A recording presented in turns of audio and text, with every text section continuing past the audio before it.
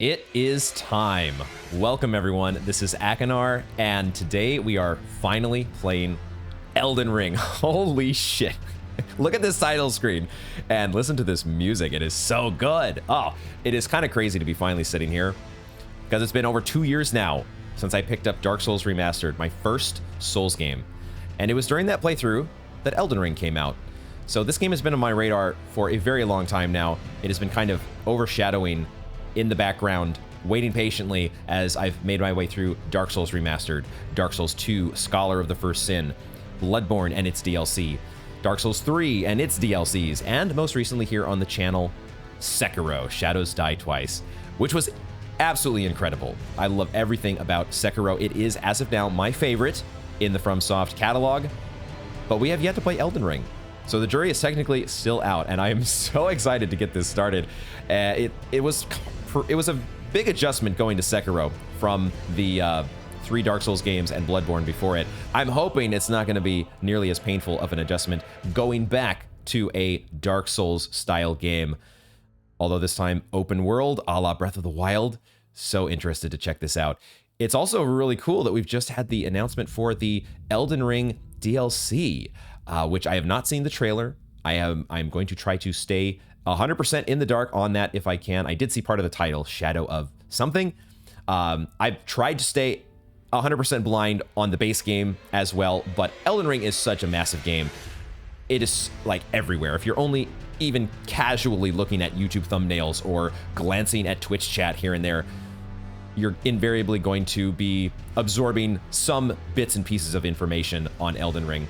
And even with that, this is the first time that I am realistically sitting down to absorb everything that is Elden Ring. So this is going to be my blind first playthrough for all intents and purposes. So we've only got a little more than 3 months until the DLC comes out, so we got to get going already. So let's do that. Let's play Elden Ring. New game time. Oh, select character base. Okay. I was half expecting a cutscene, because that's, I think this is the first time that we've had since Dark Souls. Was Dark Souls the only other game where character creation came before anything else? I think with all the other games, you get at least part of a cutscene. So this is kind of interesting. All right, select character base. What do we have here? Vagabond. Very reminiscent of the Northern Armor set, I want to say, from DS3. Kind of your standard, like, warrior class, although there is a warrior over here, which looks a little more like the, was it a sellsword? I don't remember what the class was in DS3, but this looks like dual-wielding curved swords. Okay, I love the green gem on the gloves there. This is so cool. Hero. We've got an axe and a wooden shield. Okay, cool. We've got the bandit. Alrighty. As a there's that little, the small, what is it? The target shield.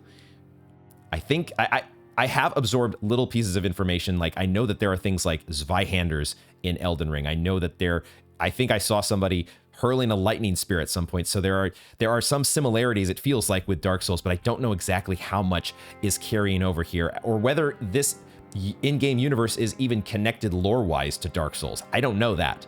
I'm anxious to find that out. We have an astrologer. Okay. Is that supposed to be the equivalent to a sorcerer? That's a cool outfit. We have prophet. What do you have around your neck? And is that a blindfold? Kind of feels like the pyromancer blindfold from DS3, but I don't know what the is it supposed to be a yoke or something that you've got that you're carrying around? There's a bell on your belt as well. The prophet, huh? Ooh, we've got samurai. Wow, speaking of Sekiro, this is very much a Sekiro style vibe here. You've got like a little short bow and a katana, perhaps. Okay, and whoa, what in the hell? Prisoner? What is this mask, dude? Holy shit, this is crazy looking. You've got one eye covered up, and then the rest of this is just like, it is like a deformed version of Horus's mask. Wow, okay. Oh, but it does look like maybe you've got a staff or something sorcery related in the left hand. Confessor? Alrighty, that's a very much a broadsword looking looks like a broadsword is what I should say, but also like this is like a church outfit. I'm getting vibes of like the church, the Bloodborne, the healing church. And then we have Wretch. Okay, we do have our deprived class over here. Wow, staying very fit over here. The both of them. She's got her club that she's wielding. Okay, we do have, there is show attributes, I guess. I do have I'm playing on PC here, and I am using an add-on to be able to show the PS4 prompts for my PS4 DualShock controller. All right, okay, here we go. This is the first time that I am really sitting down to absorb what are the actual stats in Elden Ring. I've not really looked or focused on these before. So what do we have? We have Vigor, we have Mind, that's a new one, or maybe it's an alteration of one we know from before. Endurance, Strength, Dexterity, Intelligence, Faith, and Arcane. Okay. Very similar to Dark Souls, but there's this Arcane, which we had in Bloodborne. That's kind of cool. Can we get more information on these? There is a view controls. Okay, that's just telling me what's at the bottom already. I don't know why that's there. I think they've done that before. The redundant view controls. Explanation. Okay, it does give us a little more in-depth here. Okay, level, we know what that is. You can level up using runes. There you go. Okay, so it sounds like runes is our equivalent of souls. I'll probably still be calling them souls, just like every other game. Vigor, attribute governing HP, also affects fire resistance and immunity.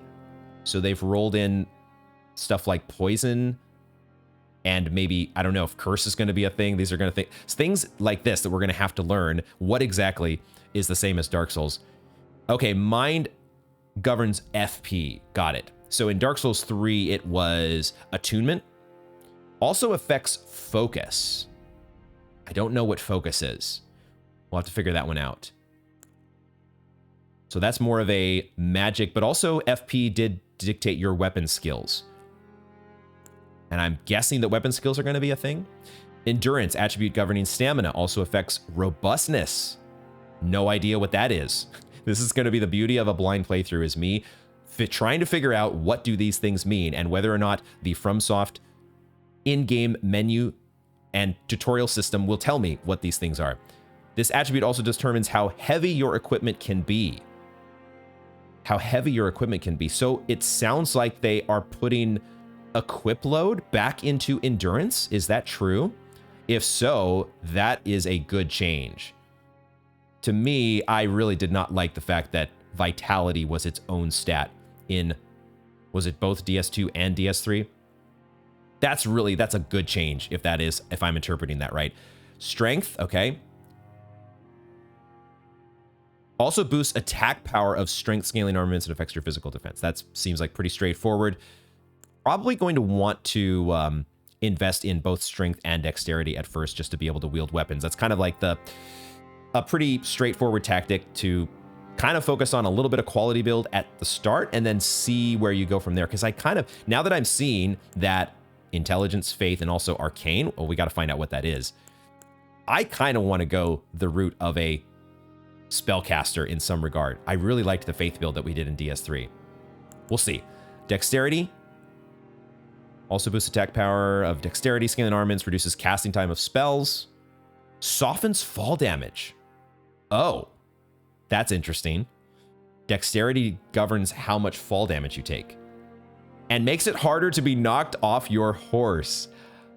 Okay, this is something that I have been aware of, that you do have a horse in this game. It's the open world aspect, right? Where you can't just run everywhere if you are trying to get around an open world style map. You got to have a little bit more speed, a little bit more of a quicker way to get around. So we are going to have a horse at some point, and dexterity makes it harder to be knocked off your horse. So there's going to be combat. Now, I don't know if I knew that. I don't know if I knew that there was going to be horse-related combat. This is getting exciting. Okay.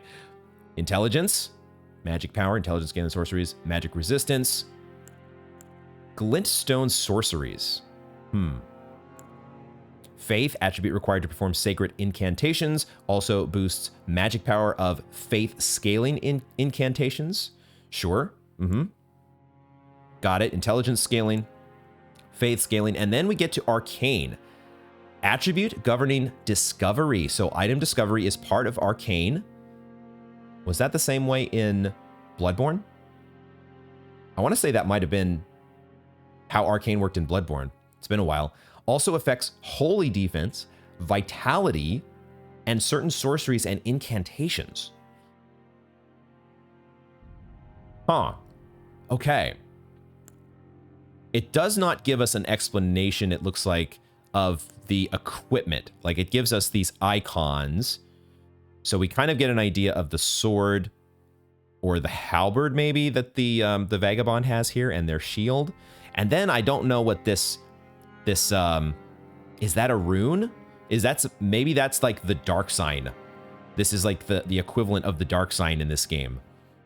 Because every character so far has that fourth, or I guess in the hero's case, it's the third, whatever that little yellow symbol that is. Okay.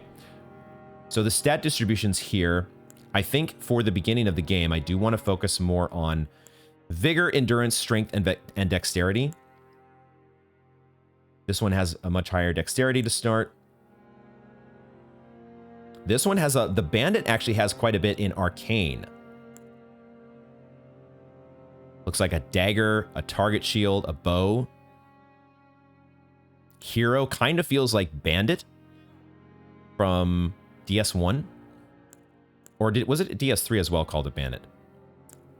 Definitely looks like dual scimitars for the warrior. Astrologer. I'm looking at all these icons at the bottom. Some sort of catalyst here. Yeah, okay, so the astrologer is high in intelligence. So this is like the sorcerer, it feels like. A lot of mind. Prophet. Prophet is focused on faith. So the prophet is more like the cleric. I'm just putting these into like the context that I know from previous Dark Souls games. That's all I have to go on for right now. But I'm guessing it looks like they've got a spear and a whatever the faith implement is. Samurai. Samurai looks a little more balanced from just a straight up combat or physical combat perspective. And maybe I want to start as the samurai for that reason.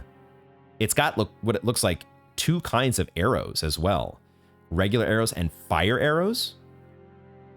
That could be cool. The prisoner kind of focuses on dexterity and intelligence. Is there a... They don't have like a description of these. They're just showing you the stats. Okay. And then Confessor has... The Confessor is a little bit more faith-oriented. So that could be a cool option as well. It's a little different than the Prophet because it has more focus on strength and dexterity to start, so it's going to be able to wield more weapons. That could be a good way to go. Or we just go hard mode like we did in DS3 and we just start out deprived. That's fun as well. Looks like you don't even get like a plank shield like you did in DS3. You just get a club. That's it. Don't even get to guard. What do we want to do here? The highest level to start is technically the Confessor. Level 10. But I do like the stat distribution of the Samurai. I like that it has just a good quality build to start out, and then we can build into faith if we want to. So why don't we do that? Let's go with the Samurai. I think that's what I want to do here, and we will play as, I guess, Type A and Type B is male versus female. Every other game I have been Type A. We'll stick with that going into Elden Ring. And we do get the full character creation here, so let's go ahead and enter the... I might have to do this on the keyboard. That was how we did it in DS3. Enter, lock in the Akinar. Age, we'll go ahead and go mature here. I'm immediately looking for the part where we get to test out the... go to detailed appearance, maybe. The voice, this is what I was looking for. We want to be able to... You always have to sample the voices here.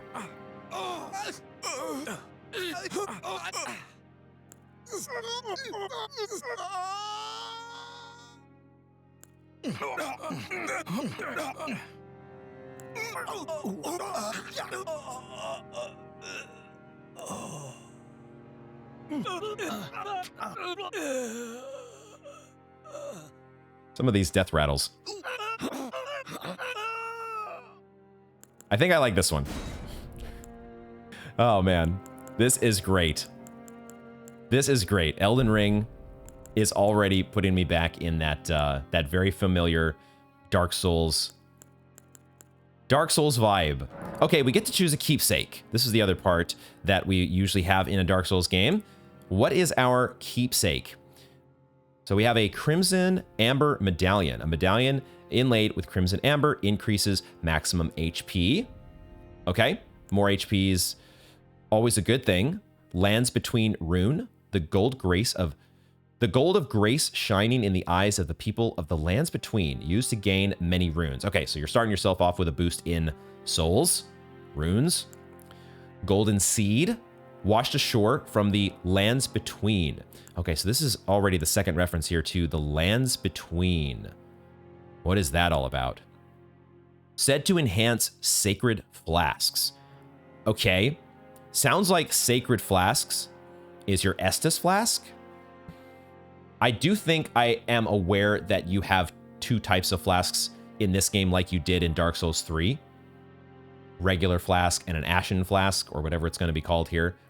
Does this mean we're getting like, is this an Estus shard? Where we get to boost the number of flasks we have right off the bat?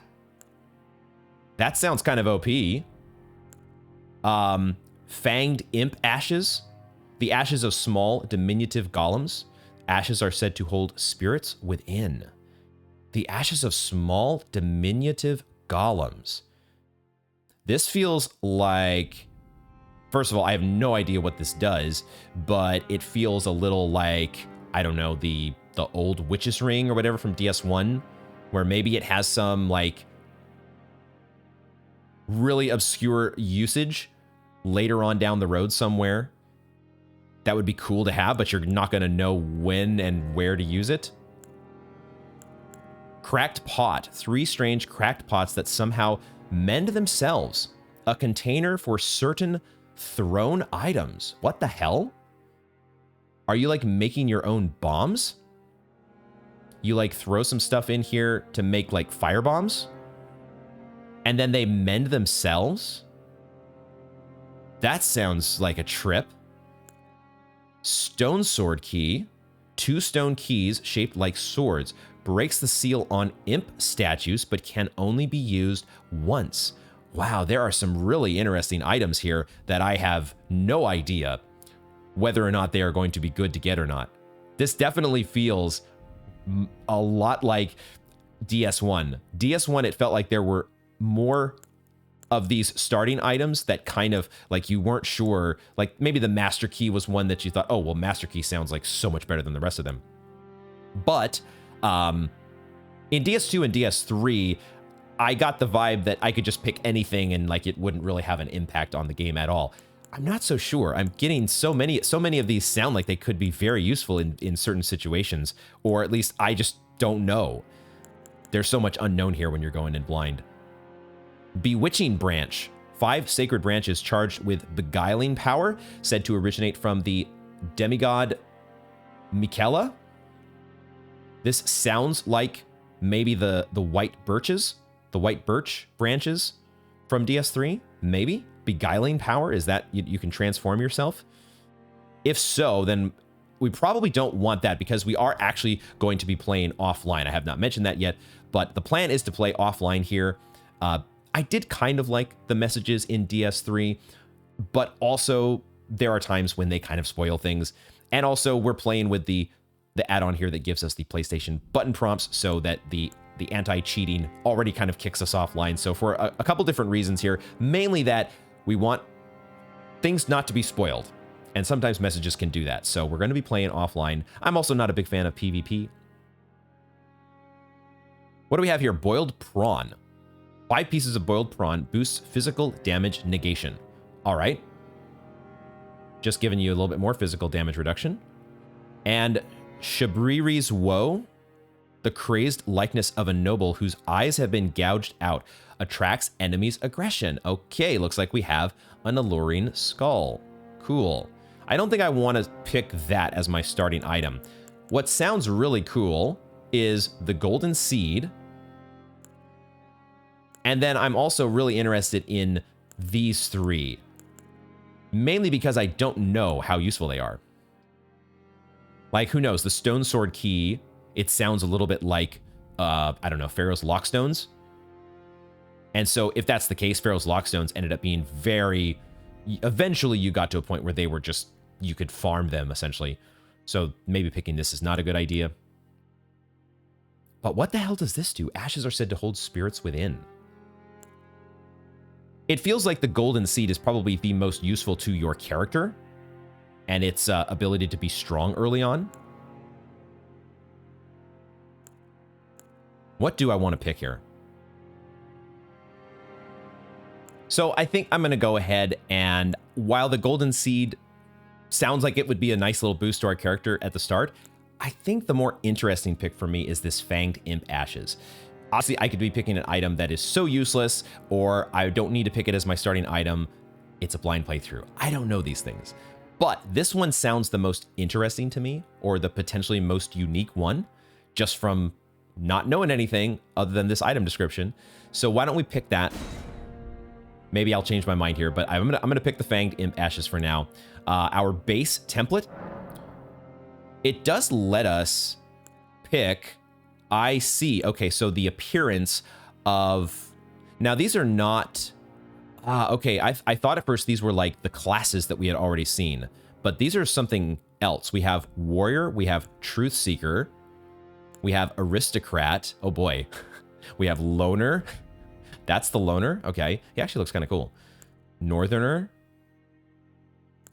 Very, very pale in the north. The Seafarer. The Reedlander. Okay. I'm not reading these descriptions. I'm mainly just looking at the appearance. Let's read the descriptions here. The most common face among the Tarnished. After all, they were all warriors once. The Tarnished. Is that what we are in this game? As opposed to the Chosen Undead? Or what were the other games? The Bearer of the Curse? The Unkindled? Is that what we are? The Tarnished? Truth Seeker, the face of an austere pilgrim. There are many roads to truth. Aristocrat, a regal face found among those who claim noble blood in the lands between. There that is again, lands between. Loner, face found among a proud and seclusive tribe of folk well-versed in ancient legend and heresies alike. Northerner, a face found among the hardy people of the unforgiving north. Some say they're descended from giants. Seafarer, the face of one who wanders the seas in search of their home in the lands between. Reedlander, a face from the faraway isolated land of reeds, where blood is a familiar sight. Draconian, oh my god. The stony face of the people of the ancient dragons, among whom life is typically short. The stony face of the people of the ancient dragons. Are you supposed to be, like, part dragon? That's what your skin looks like. Wow. What is going on there? That's a cool look. Night folk. The features of those known as night folk. Few in number, they were said to bleed silver long ago. It's like vampires? These are some really cool base templates. The face of the Newman. Supposed descendants of denizens of another world. Long-lived but seldom born. I really like these descriptions. Huh. What do we want to go with here? I kind of like Draconian, but that is a really, really edgy template. Reedlander. I'm still thinking about this Tarnished. My impression so far is that we are not really connected to Dark Souls in any way. But there are all sorts of parallels. But that the in-game universe is going to be completely different. Still not sure though. I want to know about more about the lands between. Check out the eyes a little bit though. The eyes are pretty important. Can change the position here. Oh man. Oh my god. Oh, you could make. See, this is the thing. Some people are determined to make the most cursed looking characters that they can. And you could really do that. Elden Ring definitely does not skimp on going with the There we go, guys. Perfect. Perfect. Look at that. Look at that guy. Look at that set of eyes. Let's check out the tattoos. That's always fun. The hell is that supposed to be? The hell is that supposed to be? This one could be cool. Move it a little more this way. Yeah, something like that. Maybe expand it a little bit more. Yeah, like that. Dark circles. Oh my god, our character has not gotten sleep in a very long time. We might actually just put that kind of in the middle. We didn't really look at hair too much. Let's take a look at hair. Pigtails. There we go. Perfect. We are Tails, the samurai. Tails the samurai. There we go. Perfect. Might just go with the Mr. Clean look, even kind of like we did in Dark Souls 2. Facial hair. Let's check out the beard we could have. A little bit more of the mutton chops like we had in Bloodborne. Okay.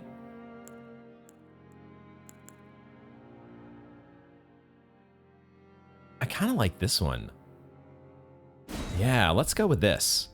Okay, I think that's what we're going to go with here. We're going to keep it relatively simple, and we're going to go with the Samurai class to start. I think it is a good stat distribution, and also it kind of keeps the Sekiro vibe, a little carryover of the Sekiro vibe that we've been having so much fun with. And I think we'll stick with this Fanged Imp Ashes. This could be a terrible decision, but you just don't know. You're playing blind, and that's what you do. You make the best choice that you can, or the most fun choice, or the most interesting choice. I think this is where I want to go. So let's go ahead and finalize our character. I think this is what we're going to roll with for Elden Ring. Let's get it started here. Starting game with this character, is that okay? I think. Let's find out. Time to play.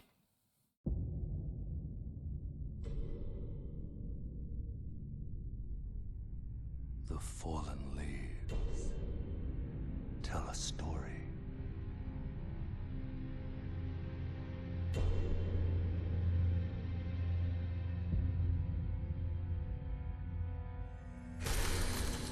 The great Elden Ring was shattered. In our home, across the fog, the lands between. That is so cool looking.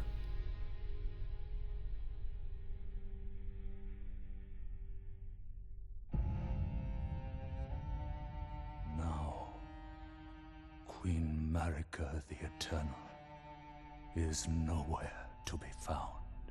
Queen Marika. And in the night of the Black Knives, Oh my god, look at that. Godwyn the Golden was first to perish. Godwyn the Golden. Soon, Marika's offspring, demigods all, claimed the shards Oh, dude. of the Elden Ring. What is that? The mad taint of their newfound strength triggered Oh my god. shattering. Dude. The Shattering. A war from which no lord arose. I love that armor set. Look at that sword.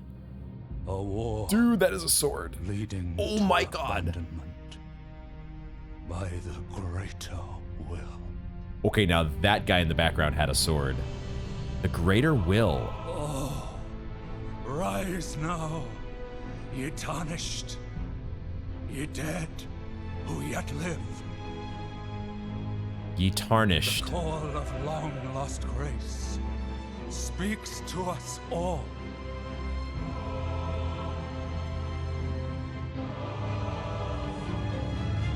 Dude. Horalu, chieftain of the Badlands. The ever-brilliant Gold Mask. Fear, the deathbed companion. Fia. The loathsome Dung Eater. Dung Eater? What? And Sir Gideon Ofnir. The all-knowing.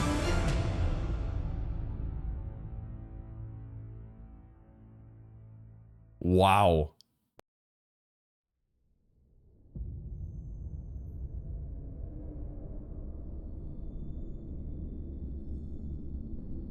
And one other, whom grace would again bless. A tarnished of no renown.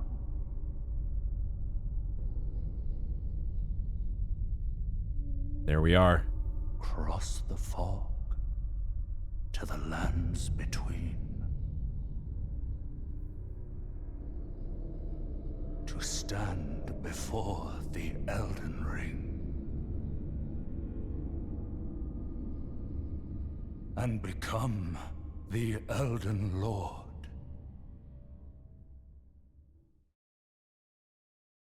Oh, dude. That was so cool. And so unique. An opening cutscene done in all artwork.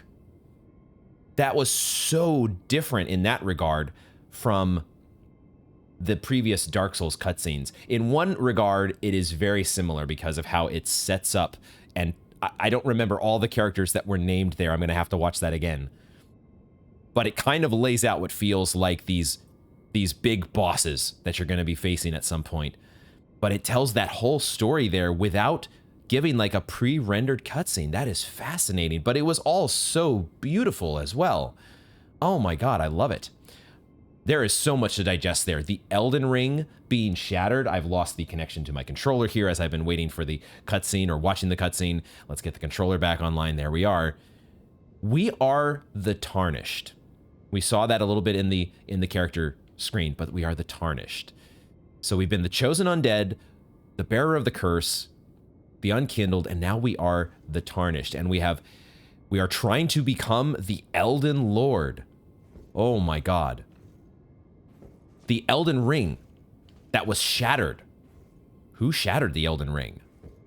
Looked like some lady with a big club. Who was that? Okay, we are in our starting area here. We can roll. We can roll. We've got our R1. We've got our R2. We've got our strong attack. We can go... Oh, that brings up my... So I pressed triangle to bring up the HUD, I guess. I was trying to go two-handed. I don't know if... It looks like... Oh, gives me a different... Okay, so there's...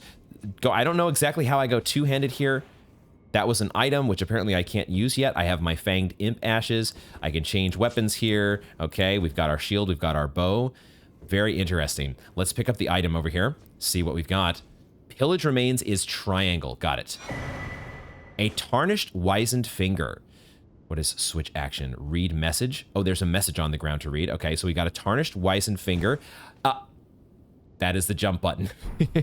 I went to press OK like I would in Dark Souls with X, but that is jump. This is the new thing that we have now. We have jumping. We're a little used to this having played Sekiro, but it is a completely new thing to be able to do this in a Dark Souls game. Holy shit, imagine having a dedicated jump button. What the hell? Okay, let's read this message, which is, it's gonna take me a little to get used to using the triangle button for this. Though the path be broken and uncertain, claim your place as Elden Lord.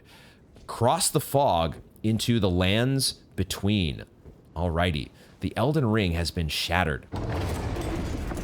Crazy. I don't remember any of the names that were mentioned there hardly, other than we have Marika, Queen Marika. Chapel of Anticipation. Oh my god. It is quite foggy, but also look at the... Oh my god. Whoa. Dude. Okay.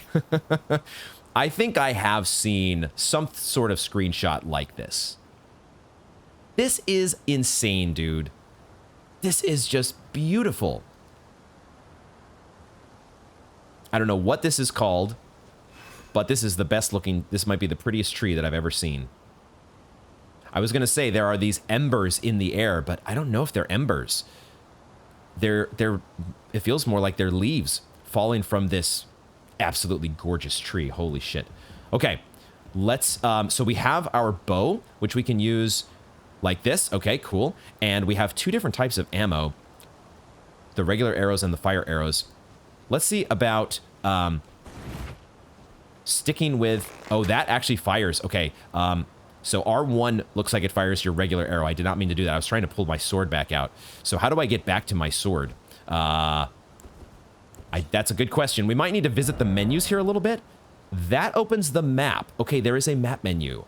That, of course, is a thing in an open world game, but it's a very new thing for Dark Souls, having a map. Never before have we had a map to check where the hell we are.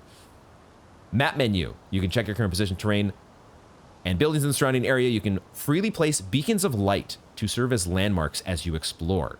I see. So you can place markers. Lastly, through your map, you can select any site of grace that you've discovered and travel there instantly. Sounds like those are our bonfires. However, there are some dungeons and other areas where this cannot be done. I see. So how do we get... There we go. Okay. So it's not a very detailed map at the moment. We also are in night. So there is a time of day element. Very interesting. Place beacon. Oh, I see. So we can, kind of like in Breath of the Wild, when you find something of interest, you have different types of markers to be able to, and you have up to 100 of them that you can place. Okay. Good, good, good, good. Excellent. I will be trying to make very sufficient use of that feature. This is so cool. This is very much, feels very much like Dark Souls. It feels like we are just back into a Dark Souls game. Like the rolling feels so good. It just feels like we're right back with DS3. Was there anything over here that I missed? Let me just, we have running as well. We can hold down the circle button. There's going to be some sus walls to find, I'm sure, right? There's got to be some secrets, but I don't know if they're going to be hiding any of them in the starter area. Probably just need to get a move on. My method here, the Akinar method, is to be slow and steady, trying to digest what is going on with the game system,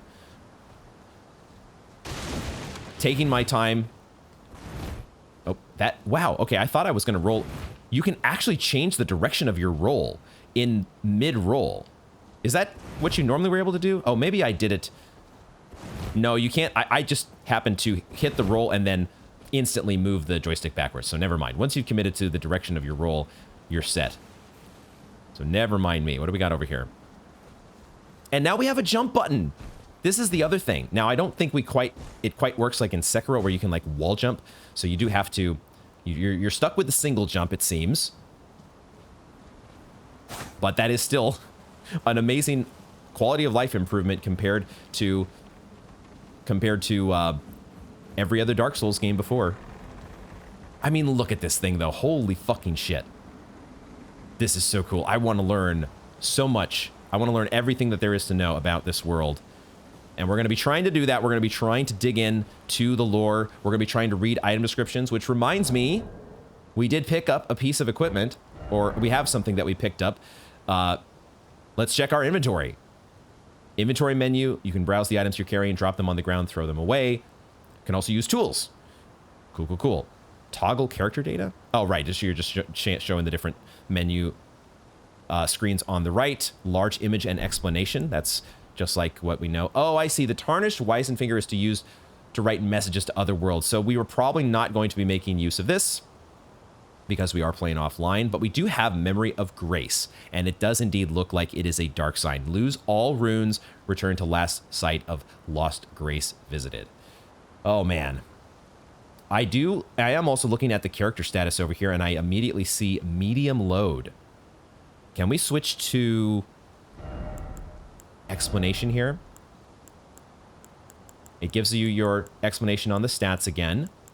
Can also give you a little bit more information on each of, so you've got your HP, replenish it by drinking from the Flask of Crimson Tears, our Estus Flask it sounds like, and the FP can be replenished by the Flask of Cerulean Tears, Ashen Flask. Got it. This is cool. And equip load. Movement slows as load increases. The rightmost number is the maximum weight that can be equipped, exceeded, and movement slows dramatically. Okay, we'll have to play around with that maybe. We can do that now. We can like just see what happens when we change our equipment. Can equip armaments, arrows, bolts, arrows, talismans, and items. Can equip up to 3 armaments, each to your... Oh, right, weapons, sure. Just like DS3. The actions each armament performs will vary based on which hand it is wielded in. That is to be expected. So if we want to remove a piece of equipment, we use that. Okay, we're still at medium load. I just kind of want to see where we get to like light load, if that's a thing. We do have a light load. Okay. I don't know if we want that for now. The rolls felt pretty good, but we may experiment with that to see, because that could be... I'm not sure how that different is that's going to be from DS3. I think there was kind of... It felt like there was kind of a light load in DS3 where you did have a significantly faster roll, but it didn't seem to make that much different in terms of iframes. Arrows. Can we get a more detailed explanation on each of these? We can. Not that there's a super amount of lore on arrows, but we can read the item descriptions. We do have fire arrows. What do we have here? We have an Uchi katana. Okay, it did look like it was a katana in the character screen. D-scaling on strength and dexterity. Guarded damage negation, attack power, lots of very familiar looking numbers here from having played a lot of Dark Souls. A katana with a long, single-edged curved blade, a unique weapon wielded by the samurai from the Land of Reeds. So we're also from the Land of Reeds. I think one of the other characters, or one of the character base... There was something else about Land of Reeds that I remember, or Reedlander. The blade, with its undulating design, boasts extraordinary sharpness, and its slash dex costs blood loss. And we have its skill, which is unsheathed. So skill of swordsman from the Land of Reeds, sheath blade, holding it at the hip in a composed stance, follow up with a normal or strong attack to perform a swift slash attack. So the question that I was having is how do we two-hand a weapon? That's the part that I have not figured out how to do yet, because what I tried to do was triangle, but that doesn't seem to accomplish that. So we can crouch. Okay, so that button there is crouching. I'm not sure if I want that to be on my L3 button, because I tend to press things accidentally. I tend to press L3 accidentally. I think I see a fog wall. A very gold-looking fog wall, kind of the same color of this amazing-looking tree. Is this... I feel like I want to call this the Elden Tree, but that's probably not what it's called. There's also this really cool statue here, which kind of reminds me a little bit of... I don't know, was the queen in that pose? Queen America? I keep wanting to say Queen America. Fuck yeah. Okay. I want to figure all the things out, but we also should just keep going here because they're probably going to be giving us some tutorial messages to kind of help us figure out these things, and we don't have to completely figure them out on our own. In the meantime, we might be getting into, if there is a fog gate here, we might be getting into a confrontation. Oh boy. Grafted Scion. Oh my, what the hell? Whoa. Shit. And we're dead. Okay, the rolls were definitely too slow there. I probably should have took out my shield, although I don't know how much of a difference that would have made.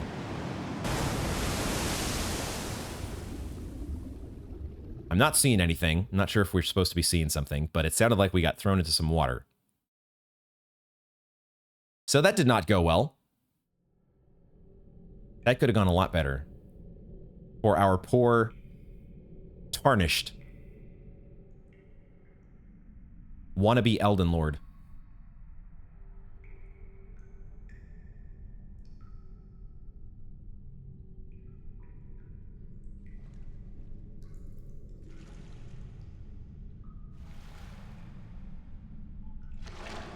Oh! Horsey?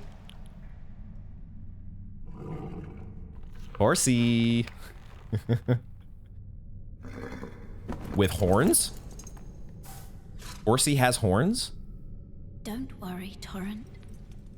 Fortune is on his side. We found him here, after all. Torrent.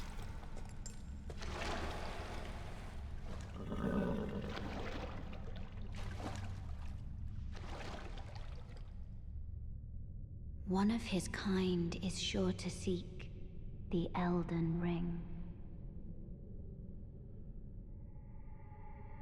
Even if it does violate the Golden Order. The Golden Order.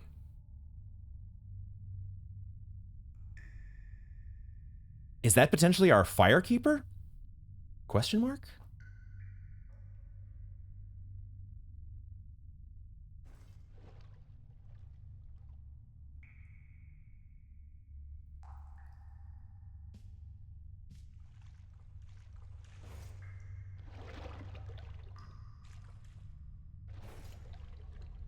Ooh.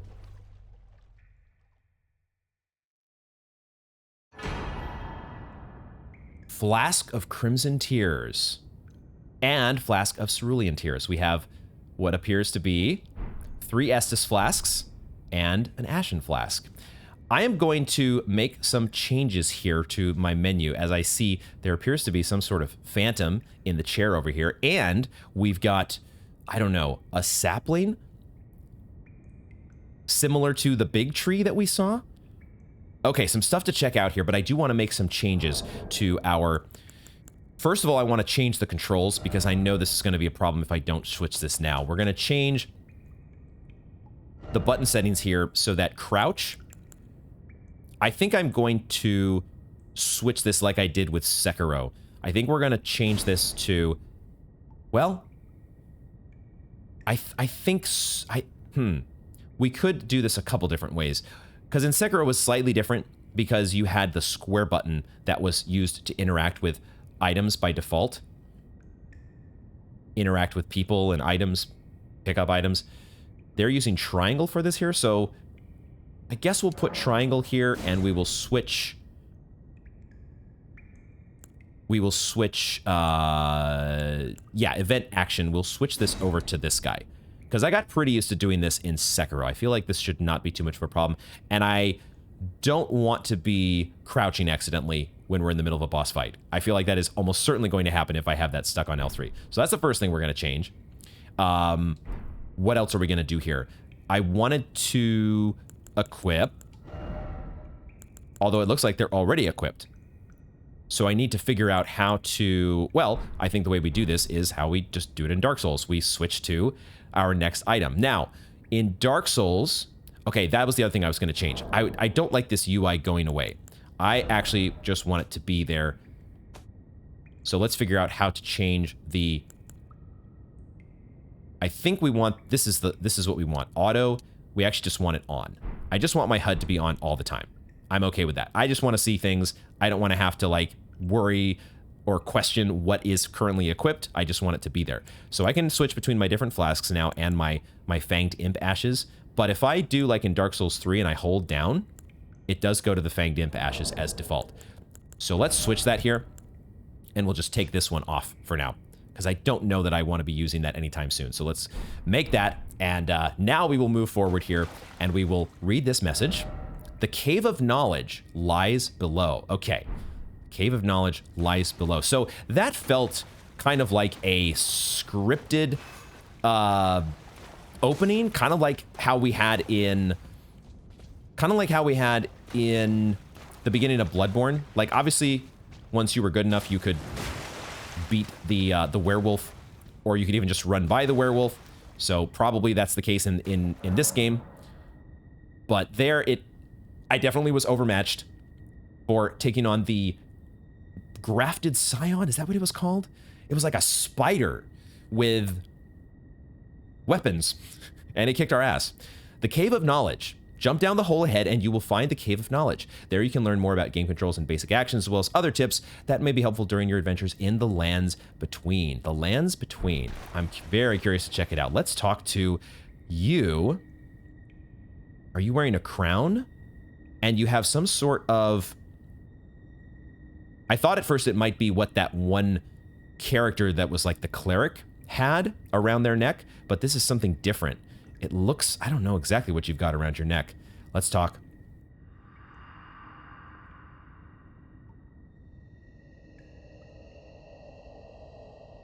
Brave Tarnished, take the plunge of learning and remembrance. Recall the arts of war and your warrior's blood. Okay, so we're being kind of communicated with telepathically there by this spirit. I don't know if you're supposed to be somebody. Take the plunge of learning and remembrance. Brave Tarnished. We are the Tarnished, huh? Can we interact with this in any way?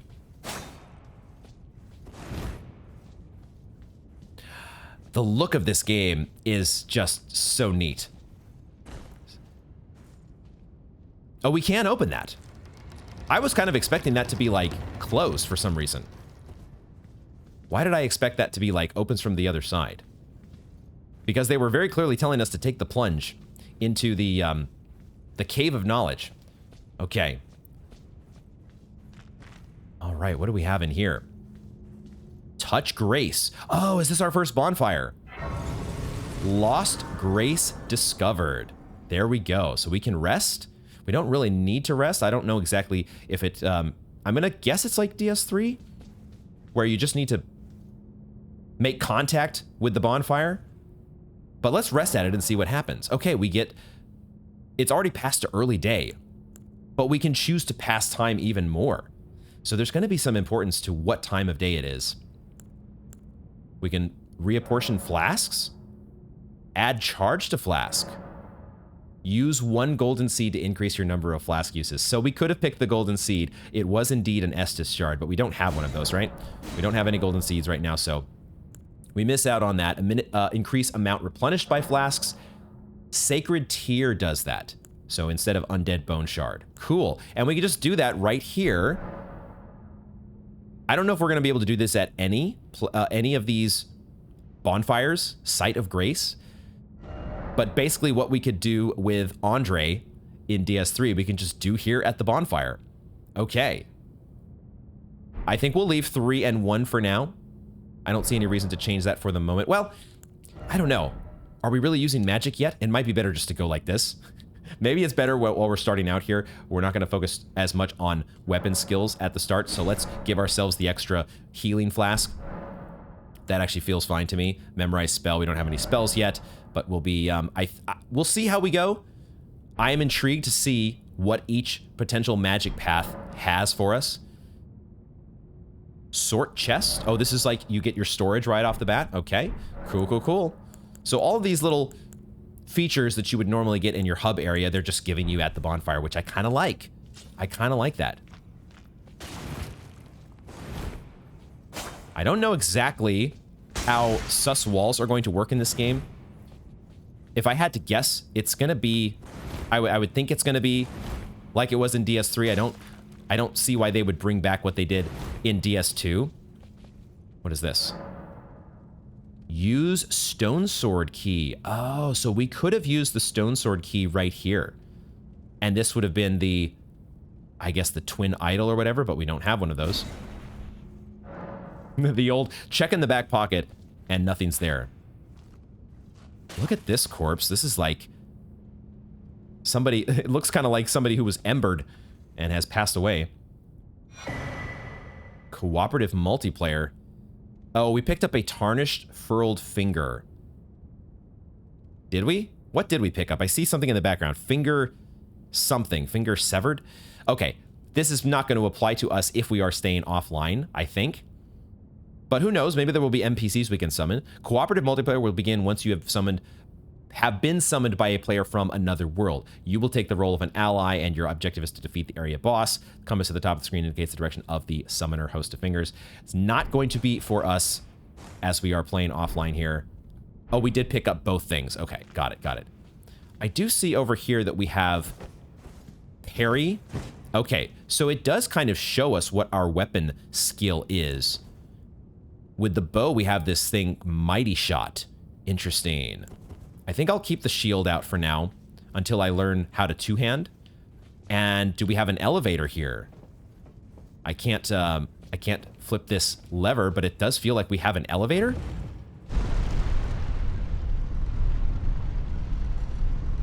I don't know if I'm supposed to be going this way. This might be...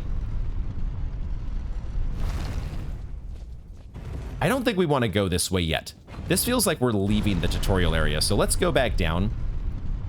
I should say, in the interest of full disclosure, I also noticed that we're kind of, it's a swirl. The elevator is kind of spinning. We have a compass at the top, which I had noticed earlier.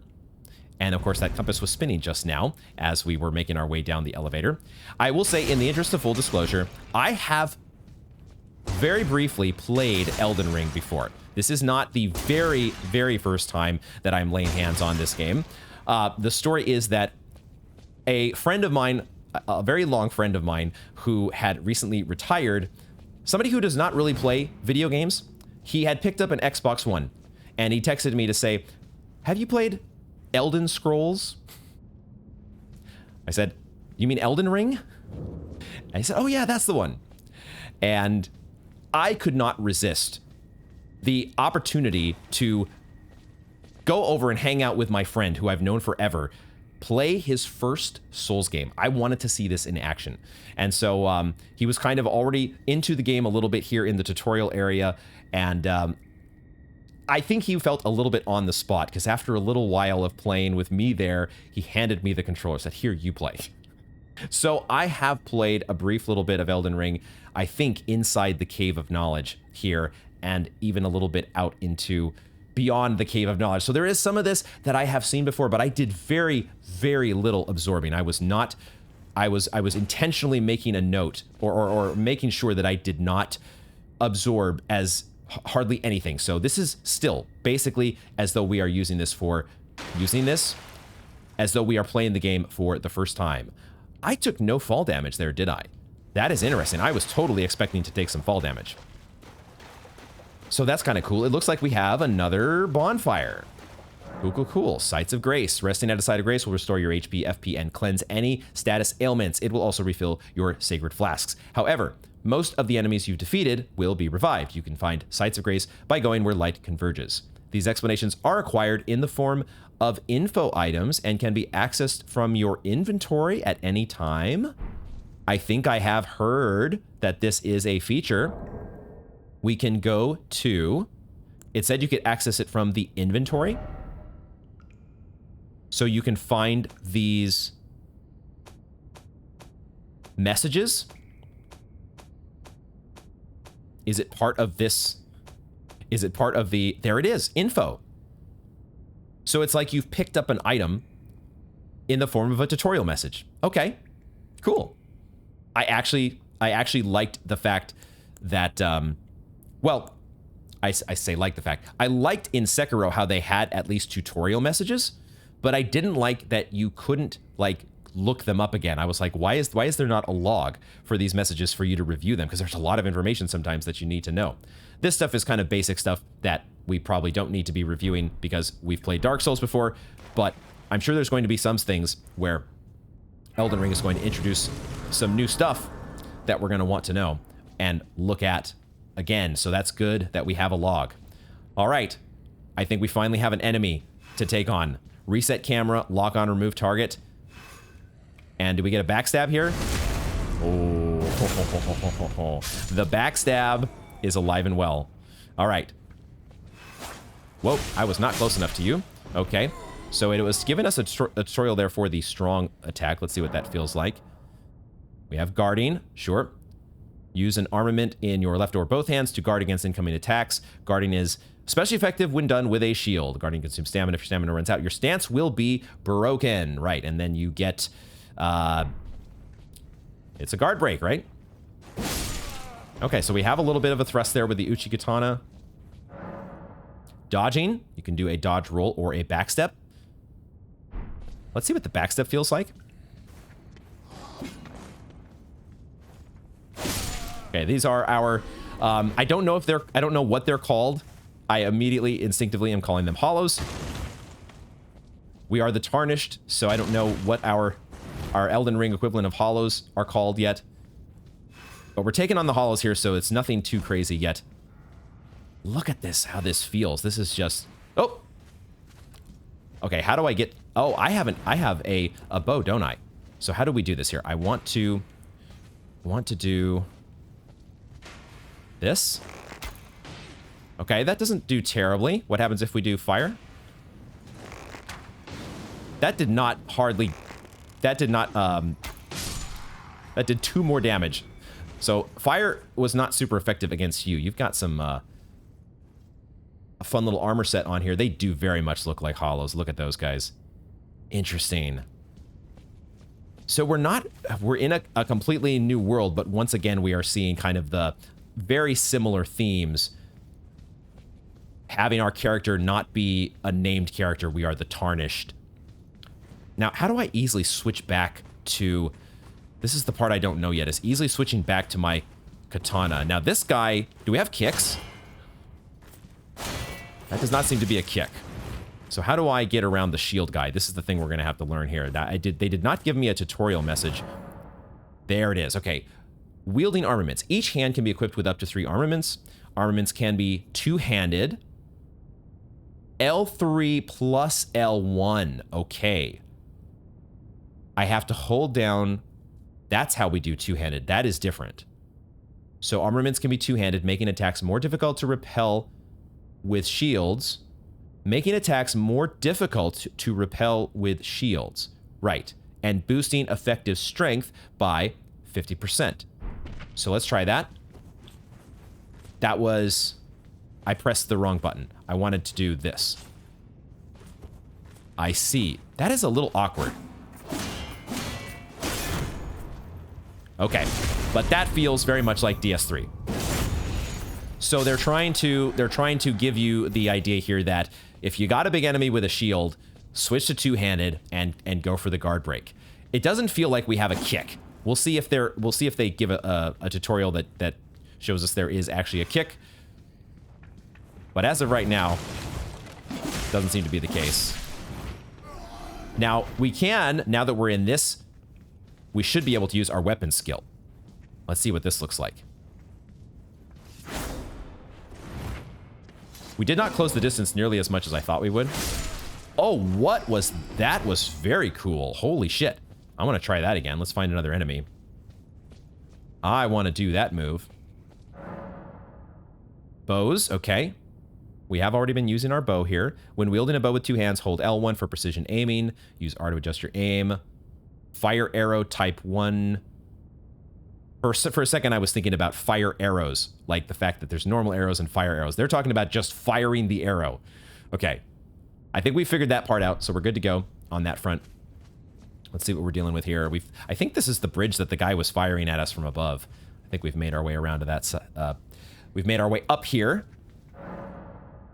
And we've already kind of been figuring out the skills. Let's try the one that we had before. I like the feel of that. I'm not watching to see how much FP it consumes. Probably shouldn't be wasting it on the hollows here. But we're figuring out how to play, and boy oh boy does it really, it feels so much like Dark Souls 3. Now this part is new.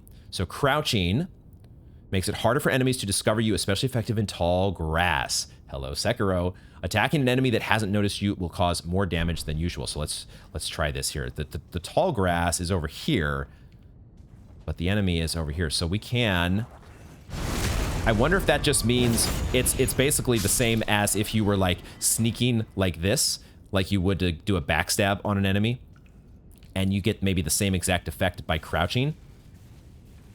But I guess it also lowers your visibility as well. Either way, it's allowing you to go full speed and get a backstab. I like that.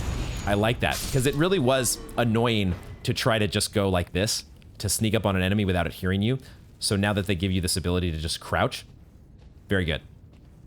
Okay, we're making our way here through the Cave of Knowledge, learning a little bit of new information. That the switching to two-handing there is a new thing that's going to take some getting used to.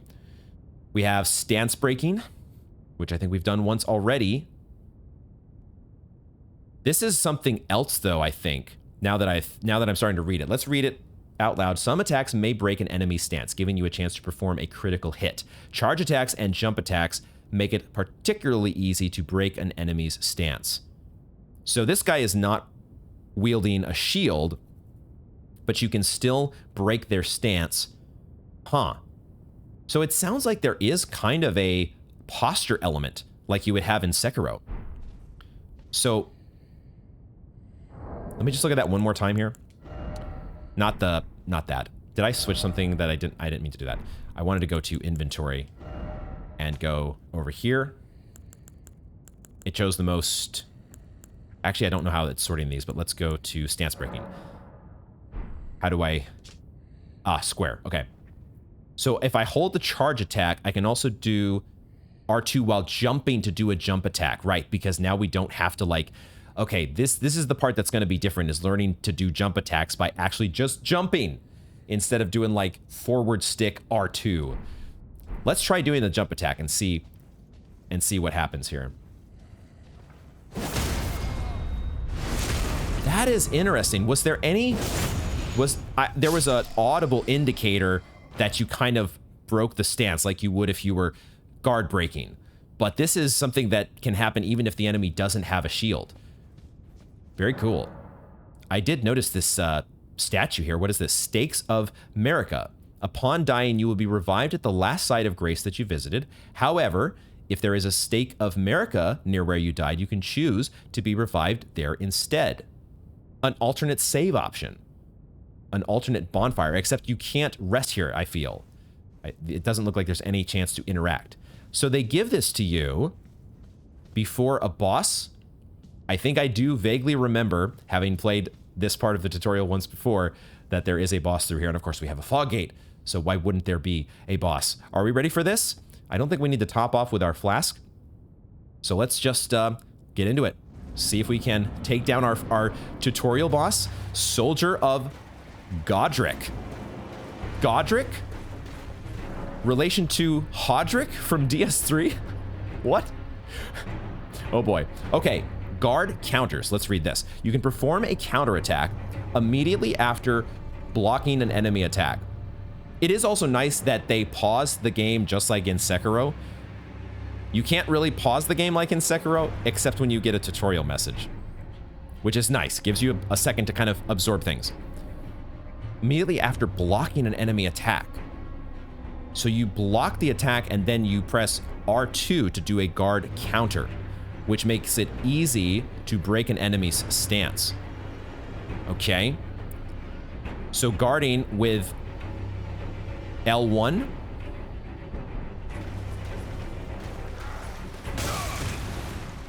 Fail. Drink. Okay, so he's waiting on his attack. I'm like timing my R2 far too early.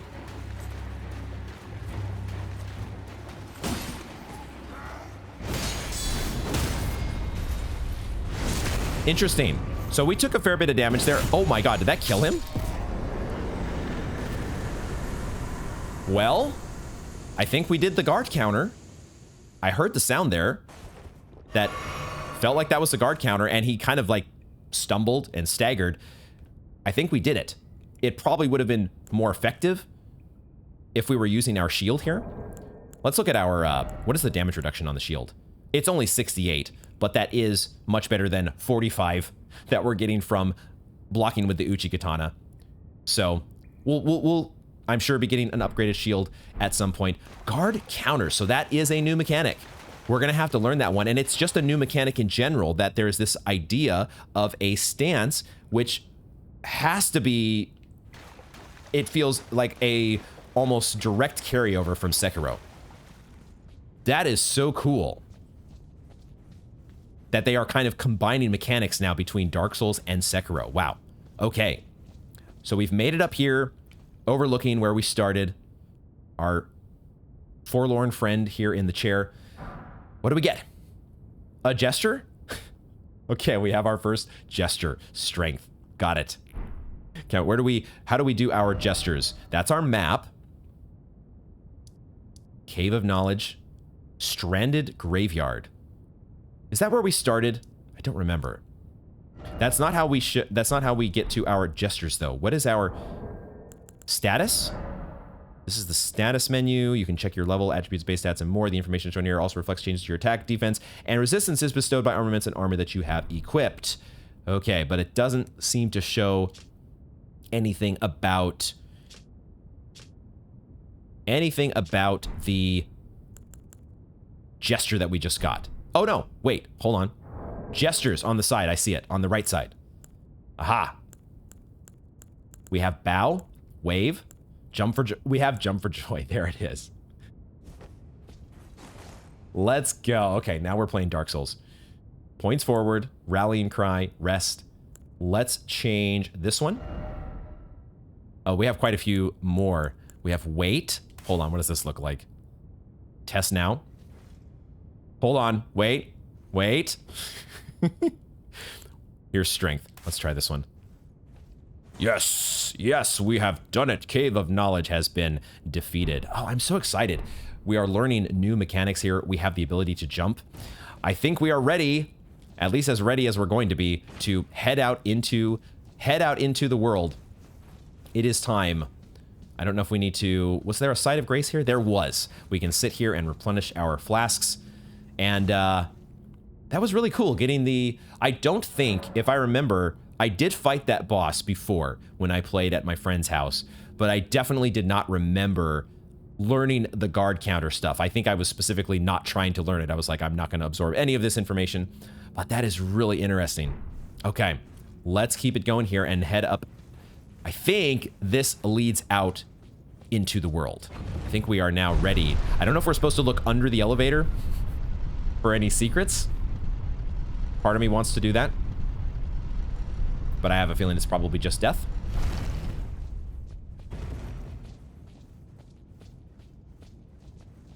Let's head this way. Also tempted to be checking for secrets, but I have a feeling there's, I don't know, not going to be that many or any at all in the starter area. I could be making a terrible assumption. Wow. Limgrave.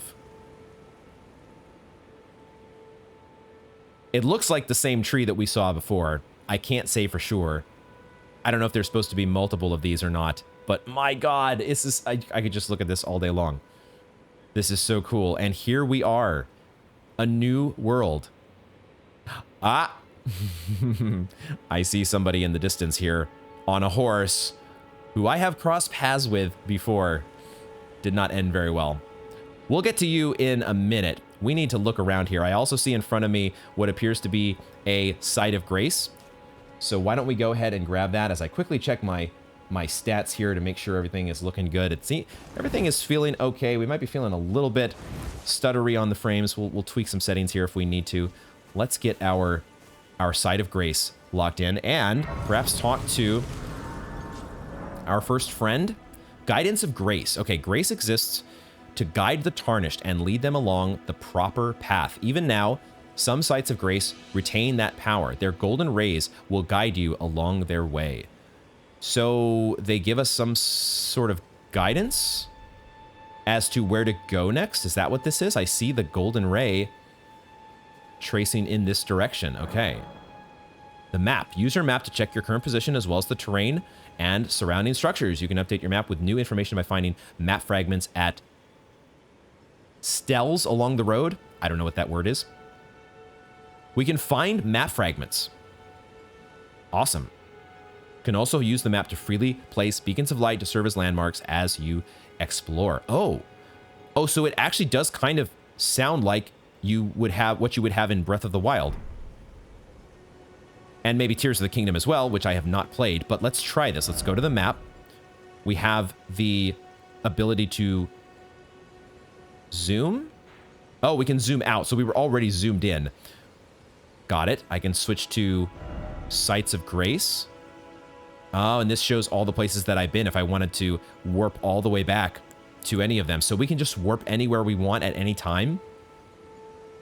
Even if we're not near the bonfire. I think it did explain that before, but that fact is sinking in now, and that's very cool. Oh, that is a great quality of life improvement.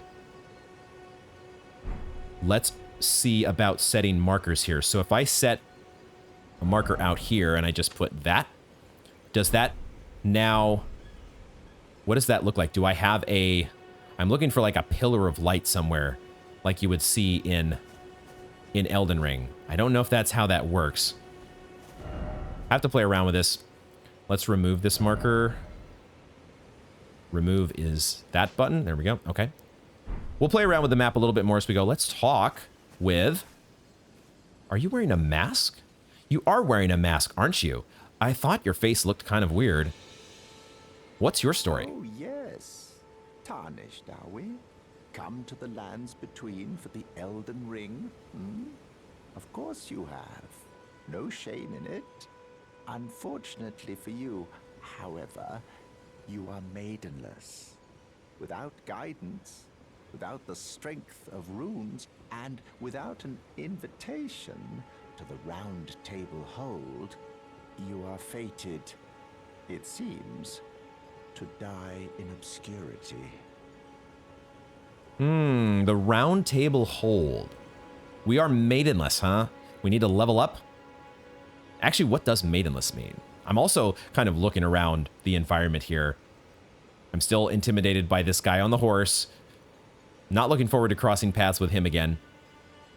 There is a castle over yonder, or what appears to be some sort of keep.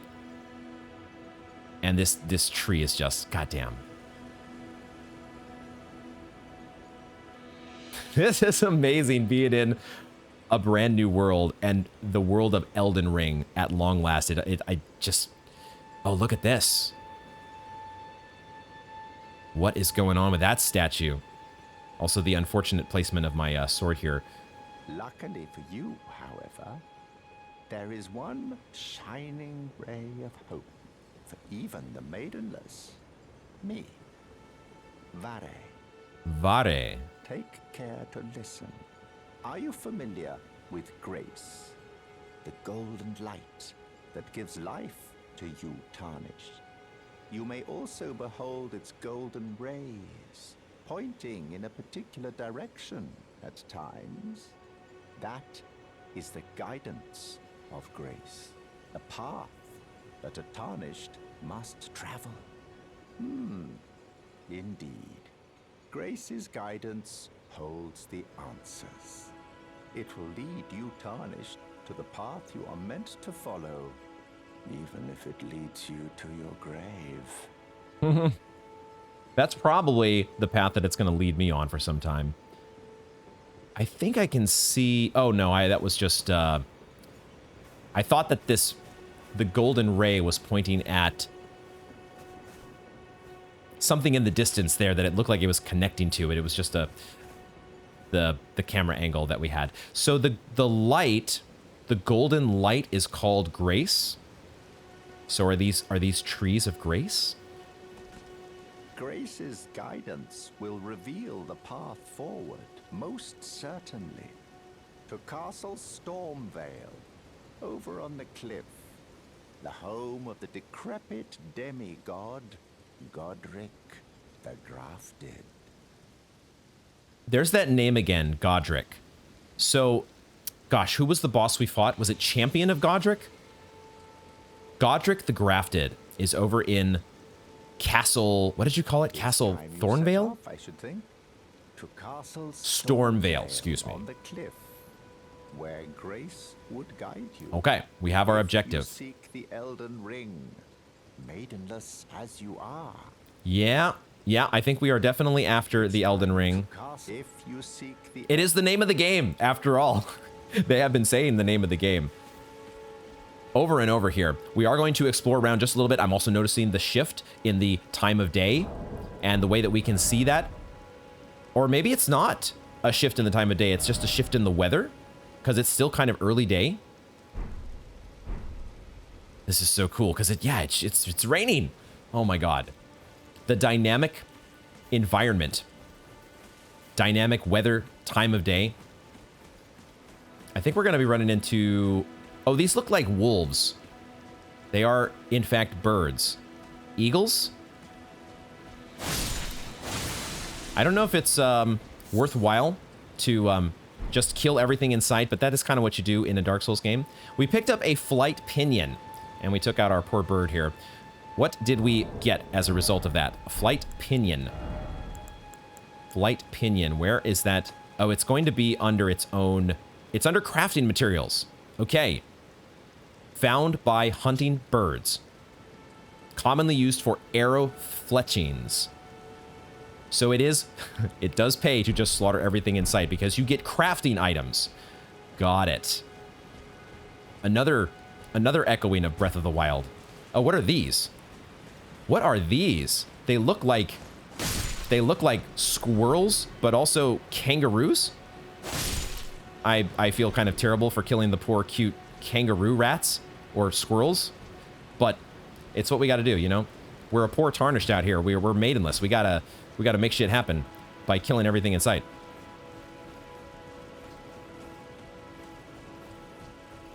A little hard to get both of you. I guess I could use an arrow if I wanted to. How far does that stay targeted? Pretty far.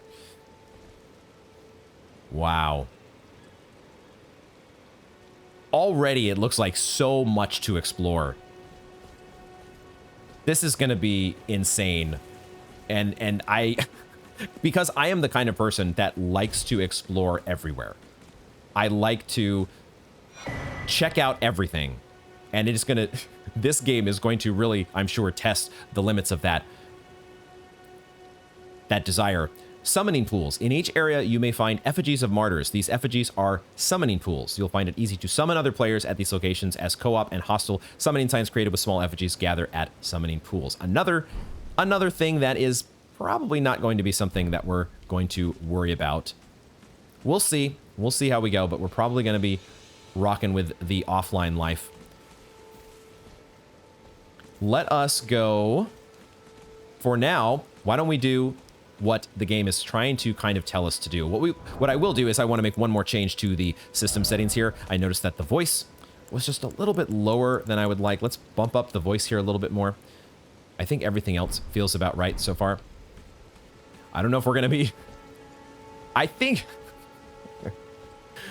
we have to maybe take a little bit of an attempt here at taking on this guy. I do remember getting my ass kicked several times by this guy. But I do also remember getting some parries in. So maybe at least we can try to practice our parrying a little bit. Fail.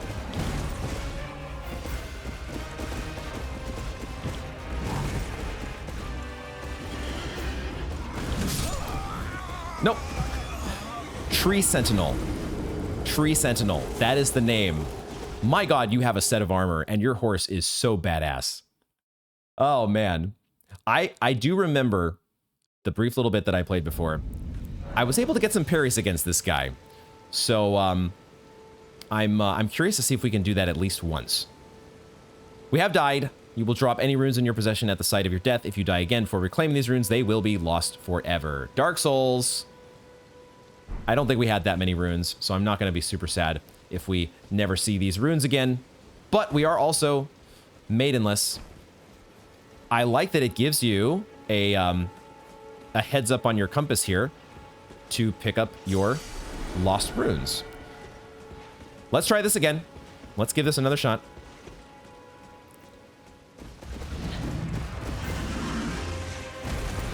That is so delayed.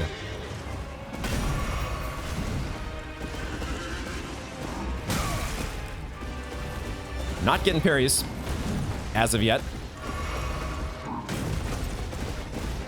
Oh, I forgot. The thing you can do is you can guard. Well, and then you can get your guard broken.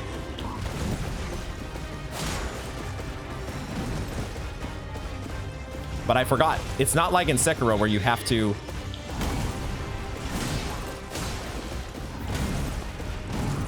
You can hold out your shield.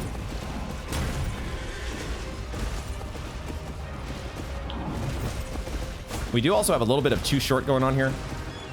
Oh no, there's something else getting in on the mix. What the fuck? I got freaked out by... Was that a sheep? Or a goat? What the hell flew at us there? Flew at us. Charged into the battle. I thought I was getting attacked by something else. And it freaked me out momentarily. I've got to remember that when you're in Dark Souls, you can hold your shield and then you can parry. But it is not like Sekiro where you can just, you know, deflect. You can definitely get away with doing that. We'll give this a couple tries here, but we're not going to be spending all day on the Tree Warden. Do these things aggro to us? Do they just aggro out of... Oh, they do, kind of. Oh my god, they go roly-poly. Roly-poly goats? Okay. Thin beast bones. What the hell? Why are they rolling around like hedgehogs? This makes no sense. No, we already aggroed this guy. Shit, I hadn't picked up my souls yet. Hold on. Hold on. Hold on here. All right.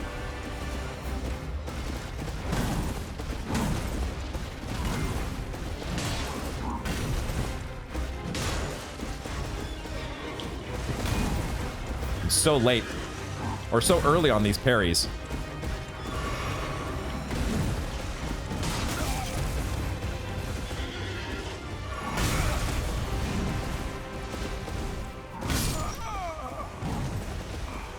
This is so not a good idea.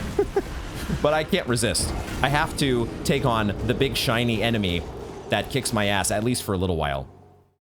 I want to get one parry. I was doing this before, but I think I was also... I had, when I played this, I was in the middle of playing Bloodborne. And so my parry instincts were definitely, I think my parry timings were a lot more... What's going on here? Okay, I guess I was dual wielding my sword somehow. I don't know what was up with that. Let's go around and get our souls again. Why was I dual wielding my shield? I guess it's because you can do this. So if you hold... Right, okay, that's how you do it. Somehow I panicked and did that.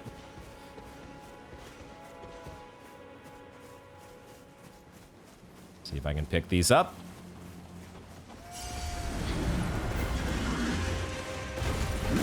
Man, I'm so early.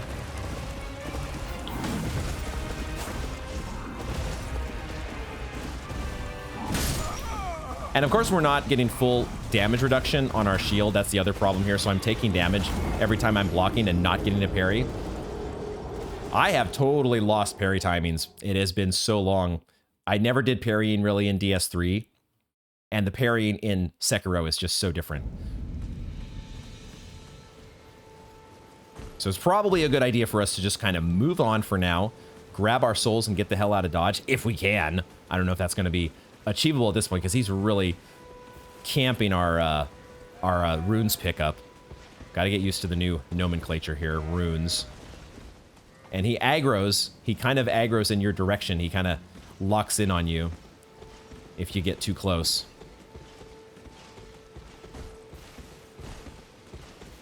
I guess you could use stealth tactics if you wanted to.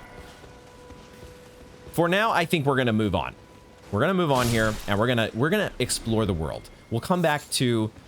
We have a sliver of meat. We'll come back to Tree Warden and take him on at a later date. Right now, there is so much to explore. I'm getting already kind of a little bit intimidated here by how big we're only at the very start of the game, and this world already feels just so massive. But this is where our beacon of light, I think, was pointing us to, was this little chapel over here, or what feels like a chapel. Church of Elleh. Let's touch the grace. Tree Warden, we will be back. I still kind of want to get, man, now that we have another site of grace here, I might want to give another try to Tree Warden. It would be nice if we could find a way to spend our runes. Through your map, you can instantly travel to any sites of grace that you've discovered. However, there are some dungeons and other areas where this cannot be done. Really such a cool feature that I'm very grateful to have in a game that is probably going to be so expansive. Almost certainly going to be. Okay, who do we have here? You're a Tarnished. I can You see look it, like a hollow. but I can also see that you're not after my throat. Not yet. Why not purchase a little something? I Aha. am Kale, purveyor of Kale. fine goods. Is this an instrument that you have? A wonky looking banjo? What exactly do you have there? We do have a way, I was just saying, it would be nice if we had a way to spend our souls. So why don't we look at what you have to buy? Shop menu. You can spend runes to purchase various items. You can also sell items for runes. Each merchant stocks a different variety of items for purchase. Okay, we have our first merchant. What do you have? Throwing daggers, an oldie but a goodie. No handguard. The blade is polished and its weight is expertly balanced. Used primarily to constrain an enemy's movements. Can still be deadly in the right hands. So it kind of staggers or slows down an enemy potentially. We have a telescope. Oh shit. Okay, this is, for those of you who have watched any of my playthroughs, you will know that the monocular or binoculars is always like my favorite item because I just love looking at things through, in this case, the telescope. Astrology tool used by members of the Carian royal family. A stolen part of a larger instrument. It allows the viewer to better see faraway things. During the age of the Erd tree. Okay. Is that what the big tree is called? The Erd tree? Or Erd tree? Maybe it's Erd tree. Carian astrology withered on the vine. The fate once writ in the night skies had been fettered by the Golden Order. Well, man, I really just want to buy that right away. But let's look at the other items first of all. Furl Calling Finger Remedy, online play only. Okay, craftable item. Reveals cooperative and competitive multiplayer signs. Something we don't have to worry about. Cracked Pot. This could have been one of our starting items, right? Somehow mends itself when broken. Materials and magic sealed within deploy their effects when the pot is thrown. Yeah, this feels like you can make like fire bombs or magic bombs or lightning urns or any sort of bomb that you want, which is a cool idea. Rather than having like a different bomb that you have to pick up in so many different places, you can just pick up one pot and then have the crafting materials that you need to make what you want. Cool. Crafting kit. Leather bag containing a pestle and mortar, small blade, and various other tools. Enables item crafting from the main menu. Provides both means to fight and means to survive. This also feels pretty useful. What else do we have? Nomadic Warriors Cookbook 1, as opposed to Nomadic Warriors Cookbook 2. Got it. A record of crafting techniques left by roaming nomad warriors. Contains knowledge for surviving in the face of utter scarcity. Acquire the knowledge to craft the following. Bone arrow fletched. Don't know what the difference is there. Bone bolt. I assume the bolts would be for crossbows. With the other one, we can acquire the crafting knowledge for glowstones. Don't know what those are. Invigorating cured meat. Invigorating white cured meat. Missionary's cookbook. Left by a man who, unable to become a finger maiden, instead became a missionary and went forth to spread holy teachings. Can craft holy water pot and roped holy water pot. Sounds like kind of a lightning urn. So you would put that, you would use some crafting materials and a cracked pot, I think, probably to make what sounds like a lightning urn or a holy water urn. Pot in this case. Arrows, bolts, used for crossbows. There we go. We can get a torch. It was pretty dark in some of those parts of the Cave of Knowledge. So the torch's tip is wrapped in oil-soaked rag set on fire. Flames can illuminate dark locales or be used to attack enemies. Also could be pretty useful. A large leather shield. Is this better than the one we have? It does up our damage negation to 85. That could be a good idea. That might be the better idea here, to grab that. Chain armor. Have we seen chain armor at the start of every Dark Souls game? What else do we have? Note. Flask of Wondrous Physique. Or Physic? Physic? A note sold by a nomadic merchant contains information about a flask of Wondrous Physic. Further details are available only to paying customers. Mysterious. Waypoint Ruins.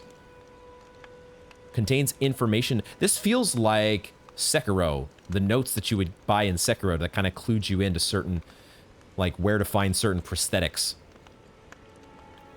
And you only get it after you've paid. Can we... We did pick up some souls, didn't we? Golden runes. We just picked those up outside, so we can sell these to give ourselves some more souls, which is what I think I want to do. We're not going to sell crafting mats yet because I don't know how exactly how valuable those will be. We're not going to sell any of our other equipment. We'll just leave all that there for now. But I think we will sell potentially both of those. Let me look about... There's other stuff here about... Did he say Kale? I am of a nomadic people, selling wares as I travel. The land has been tainted by madness since the shattering of the Elden Ring. It's only Tarnished, like yourself, who keep things from drying up entirely. Let's say you're a very welcome customer.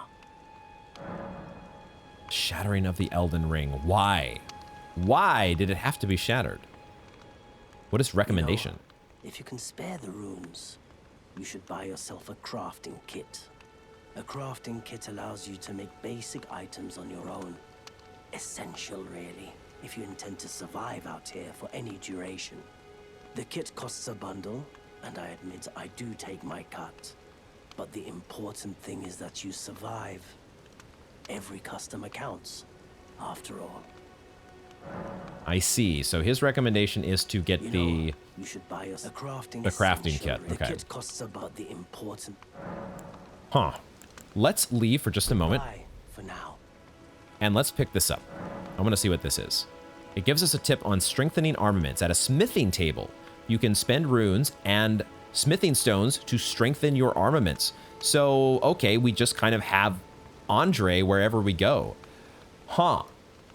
Is it possible that we're not going to have a hub world? Or a hub area? Every game so far has had some sort of a hub that you have to go back to in order to level up your weapons, level up in general, where your merchants go back to. Is that going to be a thing in this game?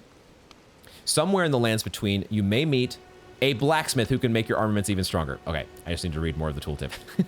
Just read the damn tooltip, and maybe your questions will be answered. So this is not... Well, it is picking up an item. A smithing stone, which immediately screams Titanite shard to me. Let's use the smithing table. Strengthen armament. With the smithing menu, you can spend runes and smithing stones to strengthen your armaments. You can strengthen your armaments up to +3 at a smithing table. Titanite shards, right? Somewhere in the lands between, you may meet a blacksmith who can make your armaments even stronger, probably with large smithing stones, I would guess. Okay. So we could level up our Uchi Katana, which is... Actually, we cannot, because we need 2 smithing stones. So we cannot do that. Additional items required. Okay. It lets us also level up shields. Was that a thing in Dark Souls 3? I don't remember. I want to say it was. Now, I haven't looked closely at the stats here. I was looking for stability, I thought of for a second.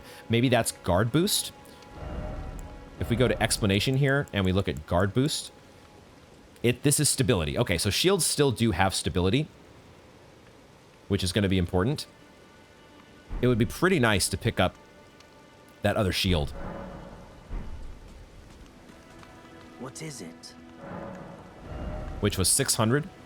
If we sell our runes for 400, that would allow us to get the shield and a torch or the crafting kit.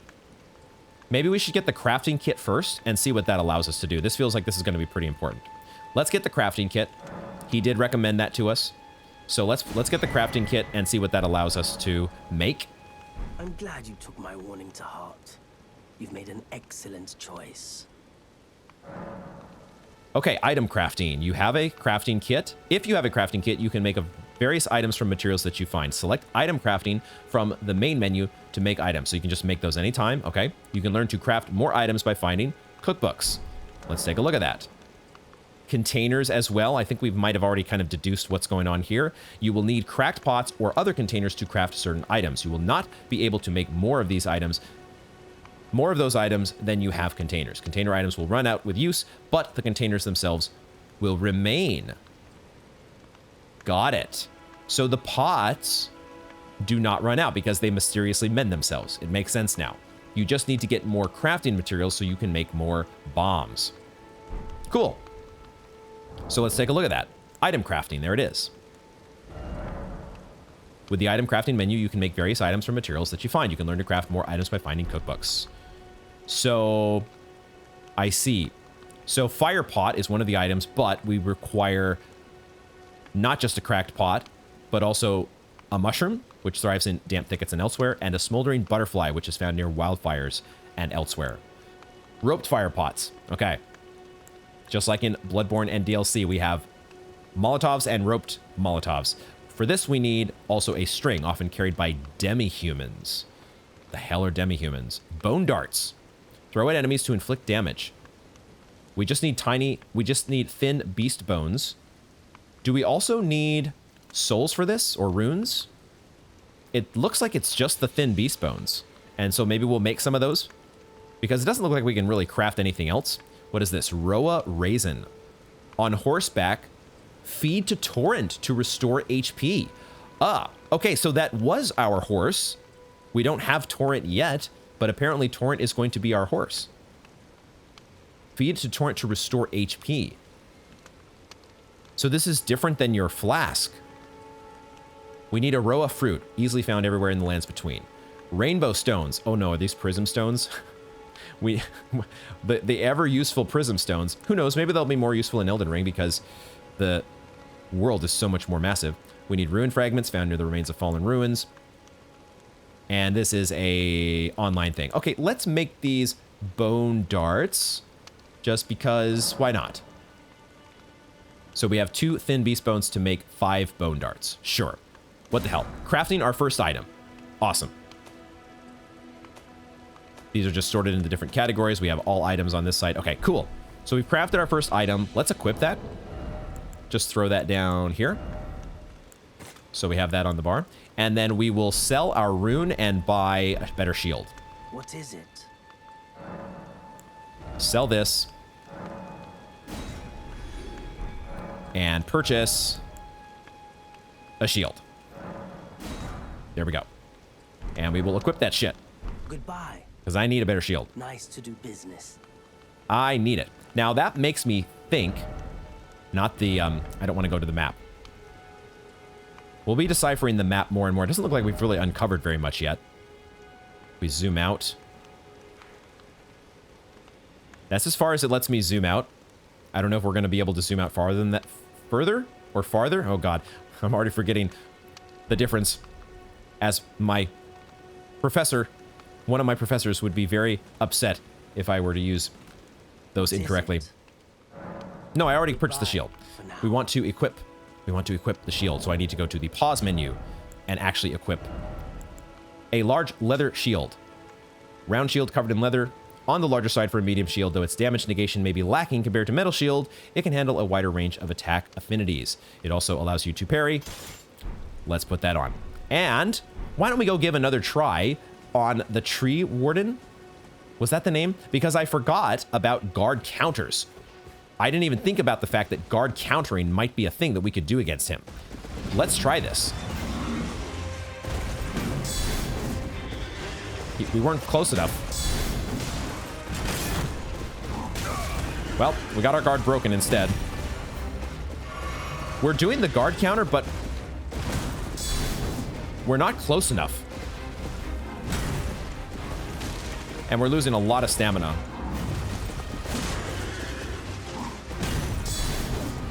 We're not close enough to get the guard counter. So that is not working very well against him. Whoa, he went, oh, it's because I know what I did. For whatever reason, I was guarding there and I went to do R1, thinking that is a cool piece of artwork. Who is that? I was thinking that I was going to do a parry. But of course, doing this is an attack. That's not a parry. This is a parry. Okay, so guard counters are not really working. Let's try a couple more times and see if we can get parries, because I know that I parried this guy before. It may not help me win the battle because he's still so beefy. But I want to give a couple more tries here. Just see what we can do.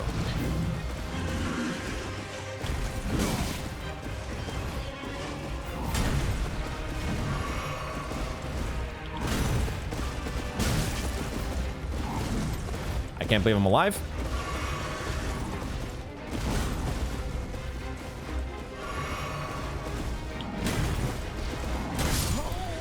Did we do something? I don't think we actually parried him, but it didn't feel like we got completely wrecked there when I did the parry. I don't know. There's something I'm missing on parries here. It may not be a good idea to try to parry this guy at all. That could be a complete mistake. Nope, wrong.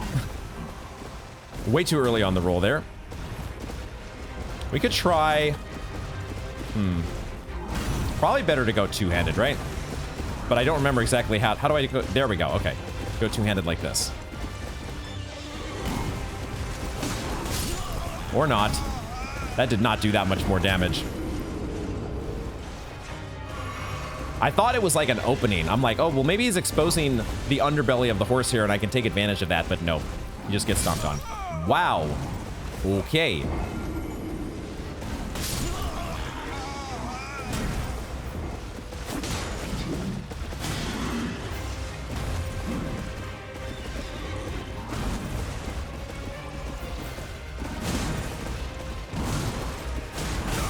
Nope. I thought I was in the dead spot. I thought I was in the blind spot there that I could take advantage.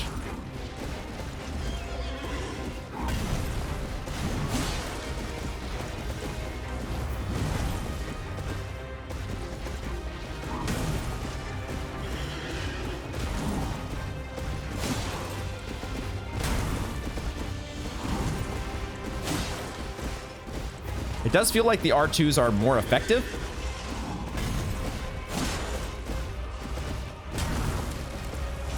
I was late.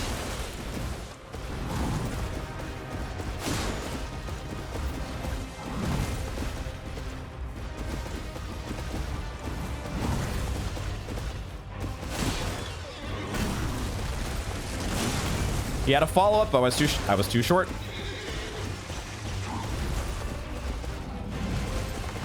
He just knocked down the tree. Holy shit. That's awesome. See, we're just not close enough, feels like. Shit. Oh my god, what was that move? I have not seen that move before, or at least I don't remember seeing it. Dude just did like a jump. It was like Gyobu right there. We have faced before bosses on horses. And he just pulled the Gyobu move there, jumping up in the air and wrecking our shit. That was going pretty well. Like, we're starting to get some, like, semblance of success here because I'm just going back to, like, the bread and butter basics of just guard, guard, guard, attack. Guard, guard, guard, attack. Not getting too fancy.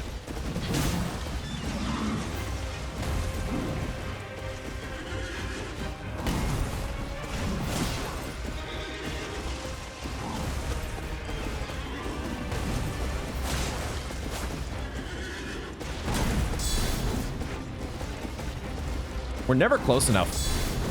So I just feel like the guard counters are a waste of time here.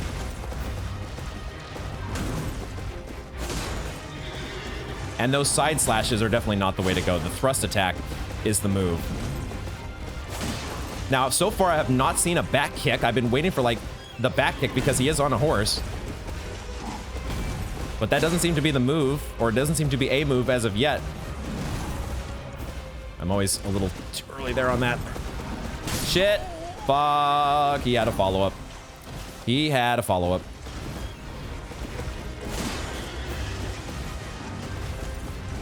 Nope. Oh, I thought he was swinging. I'm a little up against the terrain here, I feel like. Trying to go for a parry again here. Probably a bad idea. Very bad idea. It's probably time for us to say no mas. And try to take this guy down. We got him close to like half health, but it did feel like he kind of pulled out a new move on us there, which we had not seen. And somehow I switched once again into dual wielding mode. Dual wielding? Two-handing mode with the shield. Okay, we have our next objective that we're being pointed to here with the Site of Grace. So maybe we should do that. We've had our fun. I've at least had fun getting my butt whooped by Tree Warden. It's just part of the Dark Souls / Elden Ring process, right? Getting your butt kicked by a tough enemy. Tree Warden definitely fit the bill in this case. Let's look around.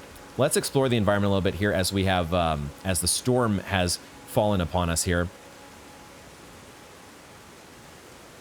Very cool. Can we go swimming? Is swimming a thing? Probably not. We also have, seems to be very generous on fall damage. So far, I don't think we've taken any fall damage, which is kind of cool. Let's do a little bit of exploring around our environment, but we also do want to kind of, the thing is, we want to get a horse so that exploring the environment is a lot easier. Look at this. There is a beach down here, and what the fuck are those? Oh my god. I need a telescope now. Now I wish I would have bought my telescope. And who the fuck are you? What in the hell? I'm sure this will go well. Wait, there was acquire materials? We can just pick these up? In every corner of the lands between, you find fruits and flowers, mushrooms and butterflies, and various other useful materials. These materials can be used for item crafting. We picked up an aired leaf flower. Cool. We'll check that out in a little bit. This guy, I kind of want to fight you. Let's see what you're all about. What's the worst that can happen? What's the worst that can happen?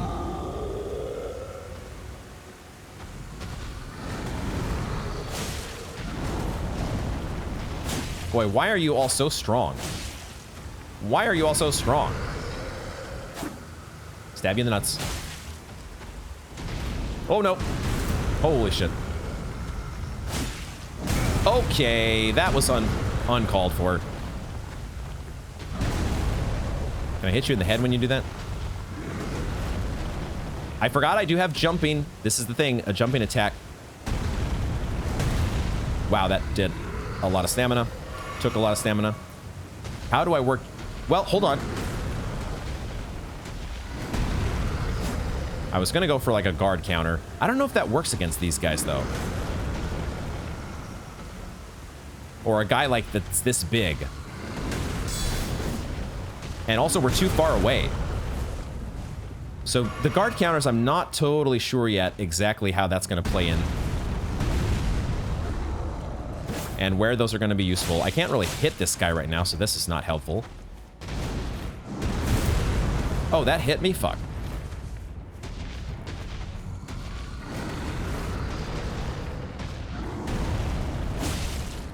Okay. Shit.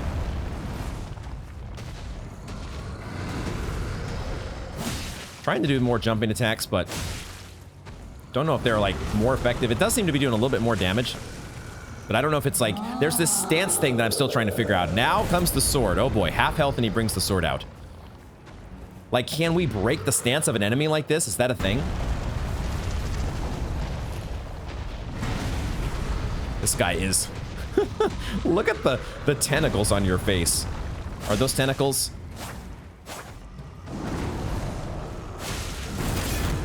Ow. We got our stance broken there, but he was not able to capitalize on it. Probably drink. Bad timing on the drink. So far, the rolling feels very good. So far, I'm not timing all my rolls that well necessarily, but rolling feels just as good as it did in DS3. Apparently I was guarding there. We're out of flasks, so this is fine. God damn it.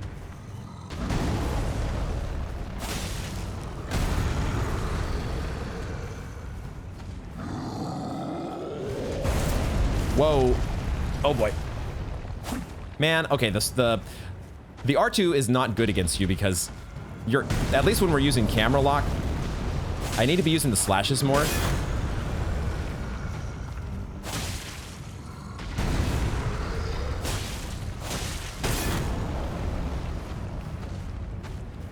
Luckily, he does not attack very much or very quickly.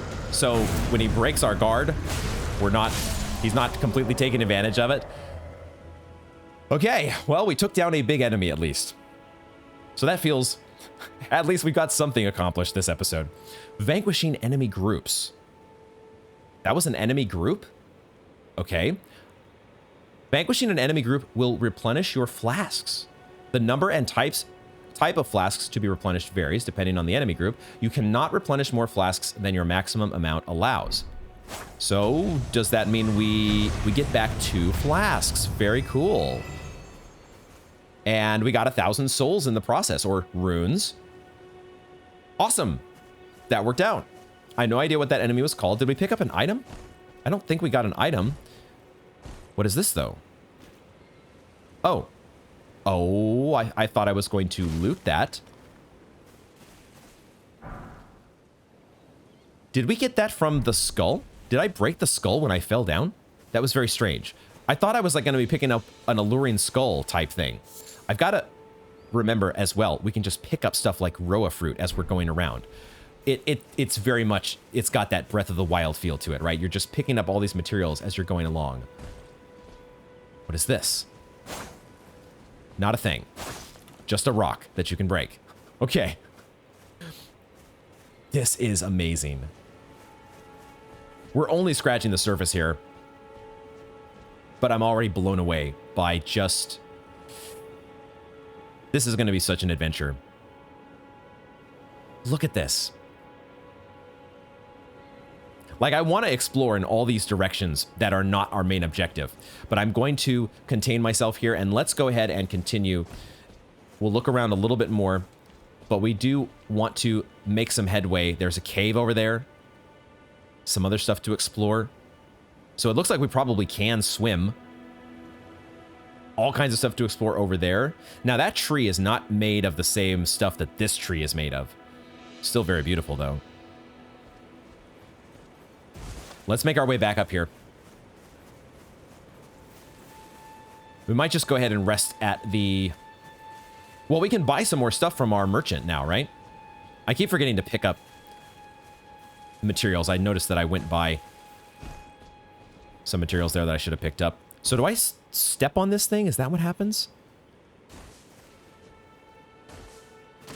Yeah, you jump on it to loot some souls. So we're getting souls from these little skulls. Interesting. There's the Erdleaf flower that I saw. Okay. Oh man. The instinct that I have to be completionist and explore every square inch of a place. This is the dilemma that I run into when I'm starting to explore an open world, is as I start to feel immediately so overwhelmed that there's going to be so much to do, so many things to, so many places to explore, so many creatures to farm.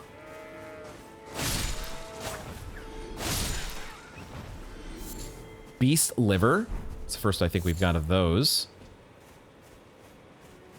Let's head back. Oh, this is the thing, right? We can warp using the map. We can warp anytime to go back to... Oh, I see it now. This is the little trail, the golden ray that's emanating from this site of grace. So if I want to travel there, I just use this guy, traveling to Church of Elleh. Let's do it. And we can spend some souls. I'm already calling them souls. Dude, the artwork on these loading screens is amazing. This is great. I'm having so much fun. Wait, weren't you?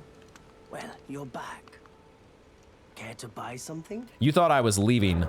You thought I was out of here, but I would like to buy some more stuff. You've got some good stuff to buy. This is one of those things that I want to get. These cracked pots are probably also going to be pretty useful. We could get... What did these do again? Bone arrows and bone bolts. Glowstone, invigorating cured meat, invigorating white cured meat. Let's get the... Let's maybe get this one. And we'll get the telescope. Because I want to be able to look around. I want to be able to scope some stuff out. Goodbye. Night. Let's equip that.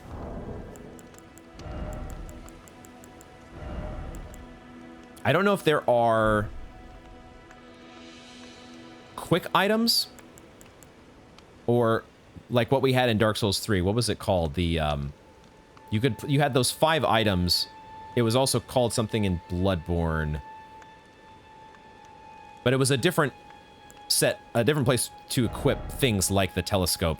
And it might be here and I'm just overlooking it. But we'll put this on the normal quick items for now. Is it on... Is this it? This might be it here. Memory of Grace. Right, that's our... Oh, this is what I saw. This might be what I'm looking for. Let's switch this to this guy. I think this might be what the exact thing that I was thinking of. So how do I do this? The way that you hold down L3. Oh, this is a little bit awkward with this, but it does do what I thought it does. Okay, so you can bring up an alternate quick items. This is the menu that I was thinking of, except instead of pausing the game like you would with DS3, you hold down the joystick. It's not the default. The default would have been triangle. So this is a little bit... Now, can I break out of this? I can just roll out of it. Okay. So that's a little bit... I got to get used to that a little bit, but it's not too terrible. Okay. Let's go ahead and start to head in this direction as we... I will be going back. This is probably how this series is going to go now that I'm thinking of it. We're probably going to be... I'll probably be doing some level of like thorough exploration off camera. And as we progress toward like the main objectives and whatnot, we'll be doing that on camera. Let's get the backstab on this guy. He's got the colored armor like that one guy that we saw. I think the boss in the tutorial area also had the colored armor. The Champion of Godric, is that what it was called? So if we check the map here, it kind of gives us the same, it lets us know whether we're going in the right direction. So it feels like we want to head down the road. This is the way that the game is pointing us to go. There's so much to explore though, and I want to explore it all. There's some guys to sneak up on here.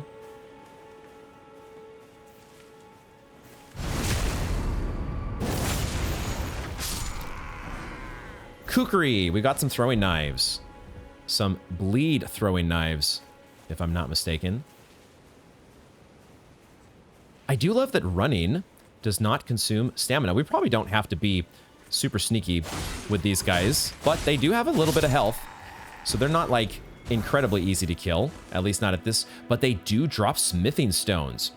Okay, we could go back if we wanted to upgrade the... Yeah, there. Okay, I'm starting to... Okay, there's a couple different things going on here. We do have enough now to upgrade to the first level on our sword if we wanted to. We won't do that just yet, but I'm also starting to like recognize in the environment that things that you can pick up are they just stand out a little bit more. There's a little bit of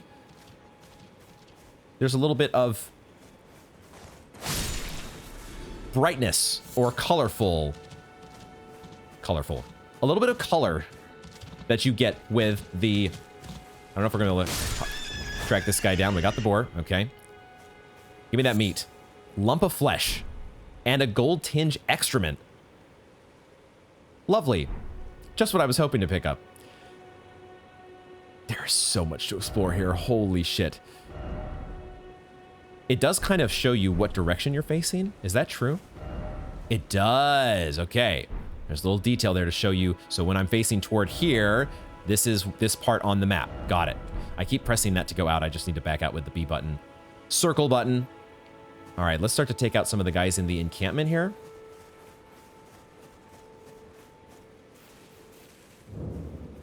Gatefront Ruins. Sneak up on this guy.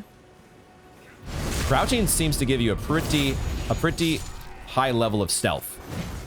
Not from this guy, though. This guy, we did not get the stealth on. Let's see if we can get a guard counter on you, though. I want to see if we can do that again. Yeah, okay. So these enemies does seem like guard countering is quite effective. Did we have 100% damage reduction there, too? We didn't take any damage from that. What was that about? I thought I only have 86%. Ruin fragment. Okay, we are picking up a bunch of stuff, which I will check later. We will go through some of these item descriptions, but I want to keep exploring. Anybody hanging out in the tent? Explosives? Let's get this guy. Oops. Forgot I need to sneak up. Take you out. Are these explosives? At least not rolling through them, they're not. They look like they could be explosive barrels. Not sure.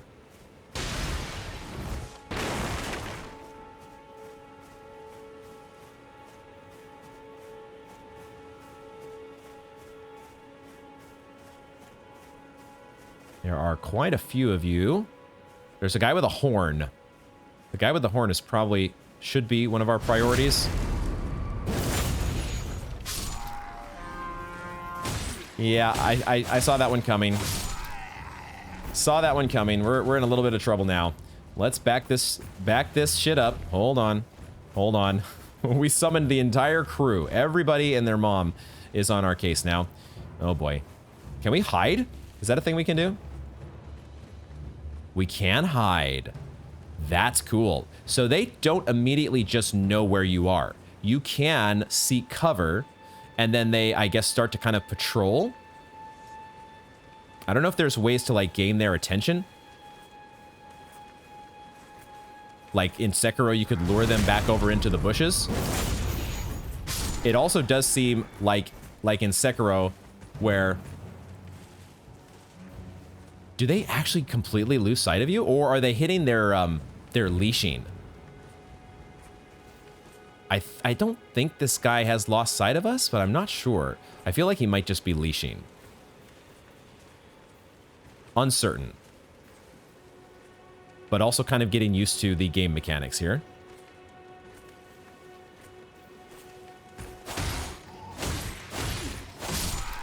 One guy at a time. One guy at a time, please. I like these guard counters. I didn't do the riposte there correctly, but guard counters seem to be the way to go. They seem to be very easy to... Okay, I see we are taking a little bit of damage. We're taking a little bit of damage when we are guarding these. It's just these guys hit a lot less, a lot softer than the tree warden. We picked up a war pick. War pick acquired. So we have a potential new weapon option we could check out. The joy of rolling through barrels in a Dark Souls game. Let's go around here. Oh, what is this? What do we have over here? A Site of Grace. Aha, so there is a very strong visual effect to cue you in or clue you in to when you have a bonfire nearby. So let's just bank that, pick up some flowers here, a row of fruit, and then we will sneak up on this guy. This is a very cool caboose wagon.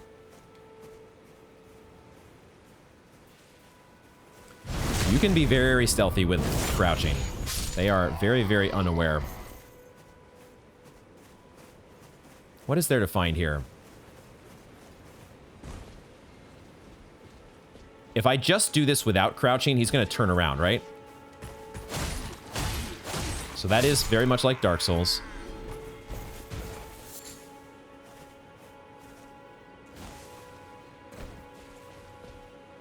Ooh, and we have a guy with a little bit more armor over there. Let's see if we can head around this way. Take out the, Oh, there's some wolves over here. Or doggos. How do we handle this? Because it looked like this guy... I'd like to sneak up on you if I can. When do you turn around? When do you turn around? Let's observe your patrol pattern here a little bit. Right there is the turnaround point. So now can we get in on the action? Ooh, okay. You are a little bit tougher here.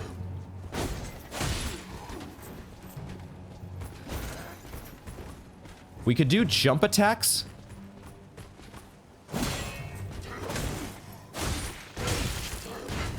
I thought jump attacks were supposed to be one of the things that you used to counter these guys, but I'm not sure. Whoops.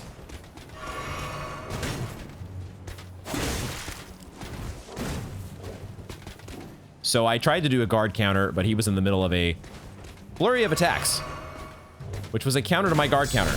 And he did it again. Fuck. So I have to be ready for that.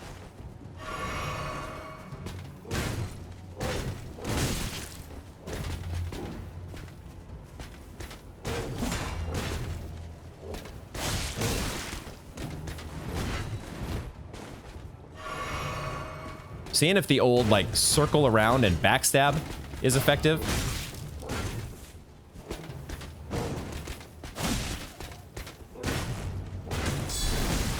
Dang, he had the flurry at the end again.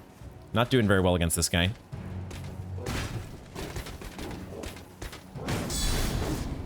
He also backs up away from the guard counter, so...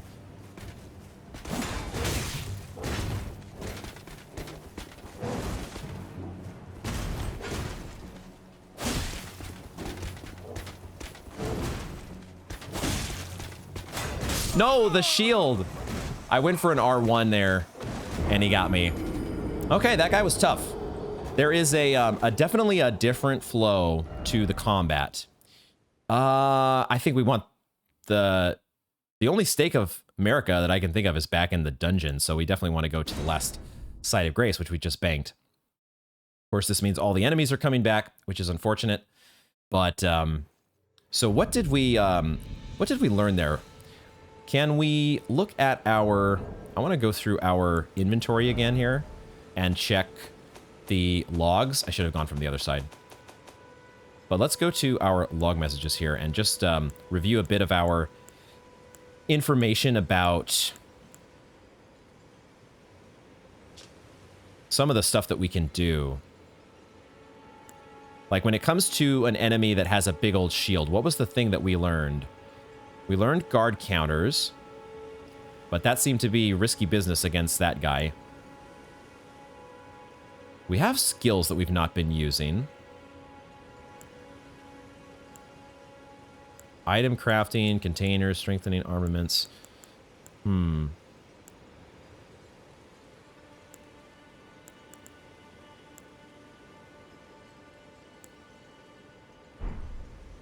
This is the first episode, so there are aspects to the combat here that it's going to take some time to learn.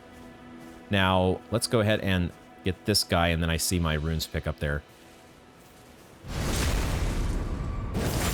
And we'll see if we can avoid detection from the horn, the herald guy.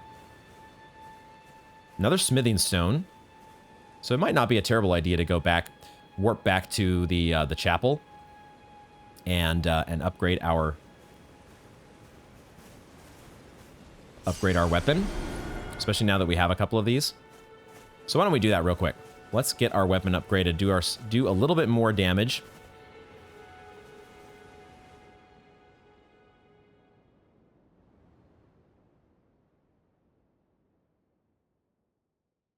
Oh. Wait, what is this?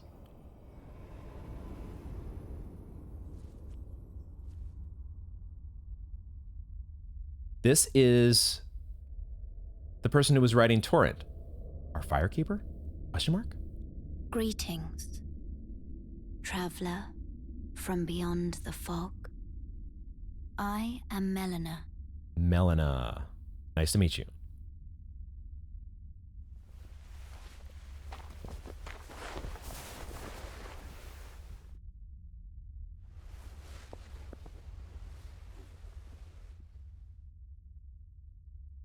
Ooh. I offer you an accord. Her eye. The tattoo there. And it also looks Have like... you heard of the Finger Maidens? They serve the Two Fingers, offering guidance and aid to the Tarnished. But you, I am afraid, are maidenless. I can play the role of maiden, turning runes into strength to aid Yay. you in your search for the Elden Ring. All right. That's what I like to hear. You need only take me with you to the foot of the Erd Tree. Erd Tree. There we go. Are you really going to refuse? They really give you the option to refuse? How could you refuse? Such a great offer. Such a kind Then it's offer. settled. Let's go. Summon me by grace to turn runes into strength. Ah, another matter. I bequeath to you this ring. Ooh, we got a ring. Our horse ring. At least that's what I think it is, because it's called Spectral Steed Whistle. This is cool. So we have found our Firekeeper, our doll, our... There was really not leveling up in Sekiro, was there? So we didn't have an equivalent. But our maiden we have finally found. We are no longer maidenless. To traverse great distances. And it looks like we finally got a horse. It will summon a spectral steed Torrent. named Torrent. All right. Hell yeah. Torrent has chosen you. Treat him with respect. I will do that. I will definitely do that. So we can now level up at bonfires. Harkening back in a few different ways to DS1. Shall I turn your runes to strength? Let's see how much Let my it hand costs. rest upon you. I'm definitely interested, For but I'm better also moments. interested Share them in with me. leveling up Your my... thoughts, She's your not... ambitions, the principles you would follow. I was not expecting her to keep talking. I'm sorry for talking over you, fair maiden. Level up menu. You can spend runes to increase your attributes. With each attribute increase, your level rises by 1. As your level rises, so does the amount of runes required for your next attribute increase. Of course. Okay. So we finally have the ability to level up. 811 runes. I don't know if that's going to be a better investment for us than simply upgrading our weapon. If we do upgrade either strength or dexterity, what happens to our attack? We just up it to 134. Probably would be smarter for us to increase endurance, especially that now that endurance once again impacts your equip load. Endurance feels so much more valuable all of a sudden. It was already pretty valuable even when they split equip load into its own stat. So it might just be smart to go for endurance. But I kind of want to see what the leveling up of our weapon is going to do. Let's check a little bit of the items over here on the side. We kind of know what defense power is. I wanted to check these. Immunity. Your resistance to various poisons and rot. The higher the number, the lower your susceptibility. Okay. So maybe they've kind of rolled in a bunch of Poisons and rot. Is rot curse? Robustness, your resistance to blood loss and frostbite. Ah, okay, I see. Bleeding and frostbite are rolled into one. Immunity and maybe curse. Poisons and curse are maybe rolled into one. Focus, your resistance to sleep and bouts of madness. That sounds new. The higher the number, the lower your susceptibility. Okay, sleep and bouts of madness.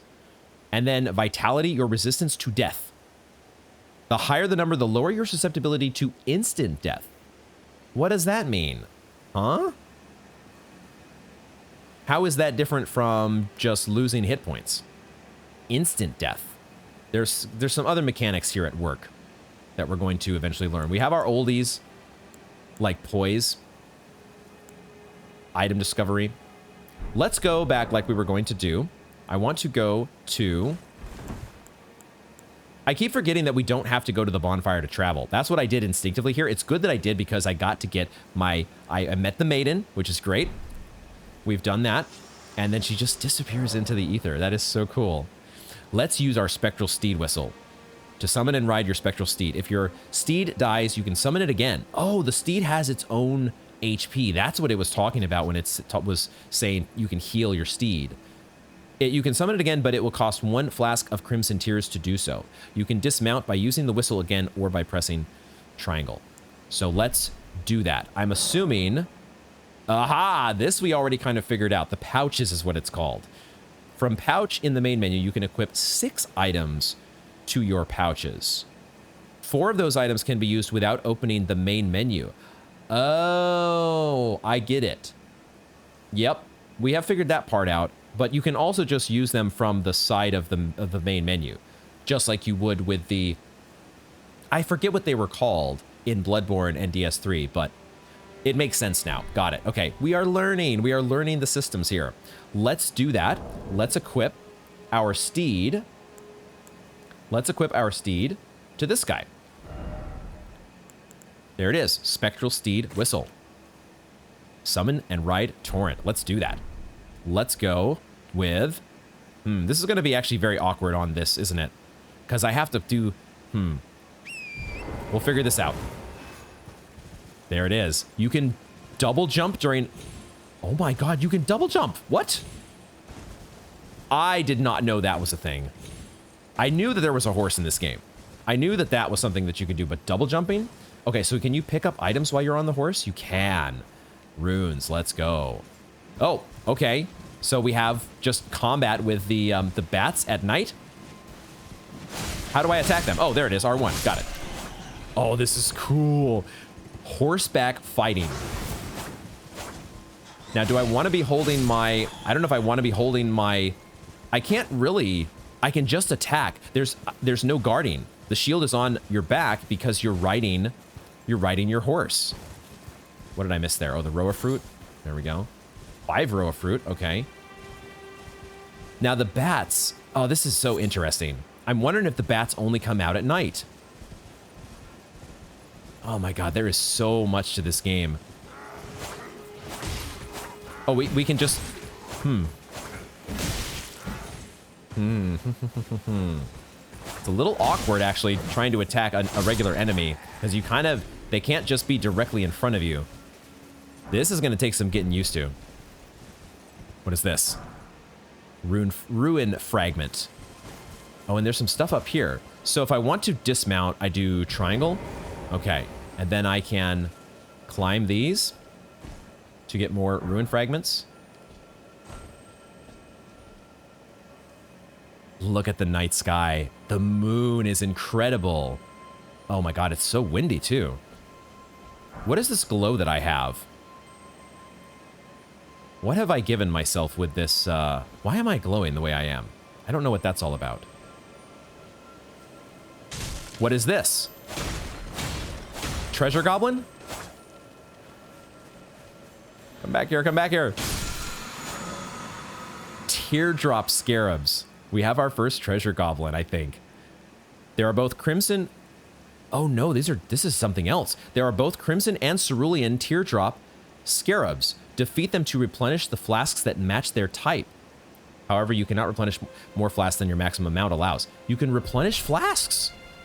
from treasure goblins, which we did not take advantage of there because I didn't know what I was killing. It just felt immediately like a treasure goblin, which I guess it sort of is. Ah, we got a mushroom. That's a new one. And I think now we can craft one of the things that we needed mushrooms for, maybe. Okay, let's get our steed back. This is so cool. So then you open the map. You're not paused. The game is not paused while you're doing that, but it does give you the option to look around. Man, this is okay. I am already feeling so overwhelmed at just the scope and size of what there is to do in this game. Holy shit. Okay, I want to spend my runes. So let's go back to this guy. Let me see if I can figure something out here. Sites of Grace, that's what it is. Okay, I can just go back to this. Let's go to the church. Let's travel to the church. I called it the chapel before. This way, Tarnished. Oh. May I have a word? Oh, you are new? I guess oh my god, look at this. I want to take a look. This is why we buy the telescope. Whoa! Oh my god. Your hat is amazing, and also you have... What is this double ghost face thing going on? 2 sets of hands. And no feet, or I'm not standing in the right spot. What in the hell? A pleasure to meet thee, Tarnished. I am the Witch Renna. I'd heard tell of a Renown. Tarnished hurtling about atop a spectral steed, and upon looking into the matter, the talk I surmise is of thee. Thou art possessed of the power, no? To call forth a spectral steed named Torrent. Indeed. I could deny if I wanted to, but we'll tell the truth. As I had hoped, I was entrusted this for thee by Torrent's former master. Oh? A spirit calling bell. And also lone wolf ashes? Okay. 'Tis a bell for calling forth spirits. Summon them with it. From ash and return to the Erdtree, the spirits will obey thine command but briefly. As they recall battles past, now it is thine, to do with as thou wishest. Summoning spirits. With a spirit calling bell, you can use ashes to summon various spirits. Is that the starting item that we have? Summoning typically consumes FP. You can only summon one type of spirit at a time. You cannot summon spirits during multiplayer. You can bring your own co-op party, huh? And that's what I think, if we look back at our inventory here, that's what this is, Fanged Imp Ashes. Now, is it consumed on use? That's what I'm curious of. Or can you keep using it? That's what I'm not sure about here. It says held one of one, and you can store up to 600 of them. It's got to be consumed on use, doesn't it? Okay, so maybe this wasn't the most useful item to pick up as our starting gift, but it's fine. Maybe it is a useful item. We have to try it at some point. 2 Fanged Imp Spirits. We can also now do a Spirit of 3 Lone Wolves. The Spirits. Spirits of wolves chased from their pack. They later encountered a nameless Tarnished, who welcomed them as hunting companions. The wolf spirits overwhelm enemies with their agility, aiding the summoner in combat. These spirits, the Fanged Imp Ashes, are well suited to cause a disturbance, moving nimbly like pests and hurling magic pots. The 2 imps seem fond of each other's company. Cool. I want to try this at some point. Maybe against the tree warden? Would that be helpful? Forgive mine intrusion, Tarnished. I doubt we shall again meet. But all the same, learn well the lands between. How long will it be, I wonder, before the Tarnished tire of obeisance to the 2 fingers? The 2 fingers. There's a lot of stuff that's being mentioned here, and I'm probably going to need to review a lot of it when I go to edit the footage to remember, because there's just so many names, so many different things that are being mentioned. Maidens, fingers. There's some jokes there that I'm not going to touch. But let's look at our smithing table here, because I think I want to go ahead and upgrade. Oh, it looks like we could probably upgrade our sword and get a level. So I think we're going to do that. Let's upgrade our Uchi Katana, shall we? It looks like it might be not that difficult to pick up smithing stones. They dropped already a couple of them that we got from those soldiers. The Uchi Katana does cause blood loss buildup as well. Not that we've been taking advantage of that. But let's get an upgrade to our sword. I will just look around here real quick just to see. We did pick up this war pick. I think I want to stick with the Uchi Katana though for now. We can check the description on this. Maybe not from this menu. Let's upgrade the Uchi Katana though. We'll do that, and we will level up, because we can do that at bonfires now, once again. Very cool. And we just go straight to the level up menu. Awesome. Skipping the dialogue that gets repeated to you every time by the Firekeeper. I'm okay with that. The question is, what do we upgrade? Endurance? Or HP? It's probably not a bad idea to go with like HP and endurance at the start. Let's go with HP. Give ourselves some of that vigor. And spend our runes. Now, is it helpful to us to fight this? It's probably not, at least not until I am better at the game. We can maybe give one try with our trusty steed. I don't know if it's a good idea to be doing combat on your steed against an enemy like this, but we can try.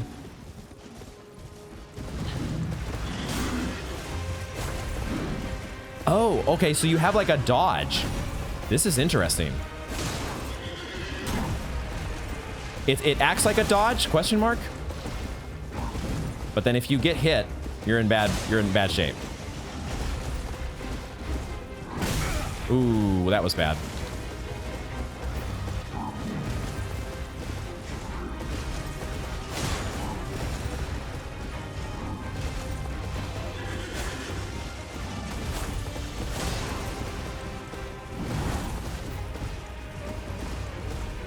This does help, I think, question mark?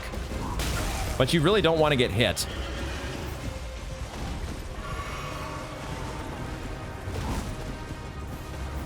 Obviously, you don't want to get hit. That's kind of the understatement of the year.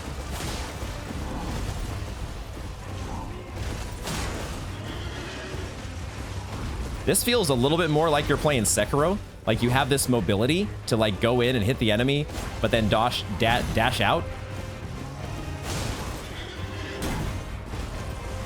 I mean, this is definitely feeling like a more fair fight when you're doing things this way.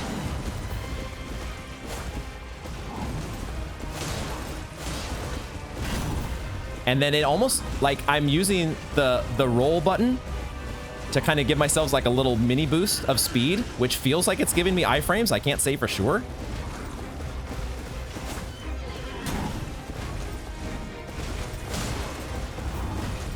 But the ability to quickly give ourselves space against this guy is so good.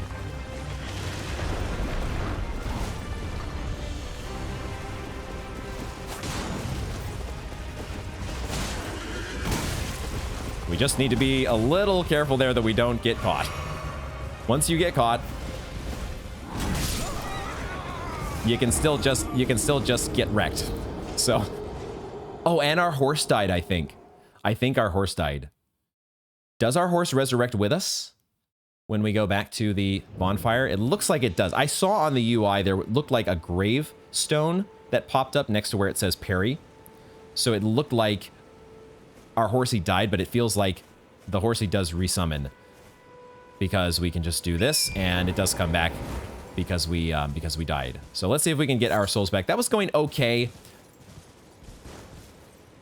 Wait a second. No, actually, no, the gravestone is still there. The gravestone is still there. So what did we do exactly? Here's our souls. Let's get these. Not that we had that many. So I'm going to revisit the menu. Let's go back to our log. Go to inventory and then go to our log messages here. Can we sort these by the order of acquisition? There we go. So it gives our most recent ones here at the bottom. I want to check the horseback riding again. If your spectral steed dies, you can summon it again, but it will cost 1 flask of Crimson Tears to do so. Why do I see a gravestone over there? Because we have our... I guess we have our spectral steed back, but I don't quite understand why there is a gravestone. Maybe that's something else. Maybe that is something completely different here.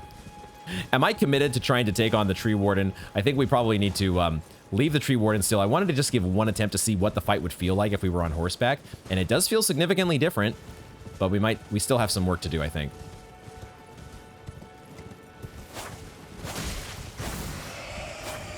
Man, it is actually pretty tough to hit stuff. It can be pretty tough. Because you're swinging, you have to be on, the enemy has to be on your right in order to hit them. So it can be a little bit awkward, but you just got to get used to having them in the right spot. And once you do, maybe it's not too awkward.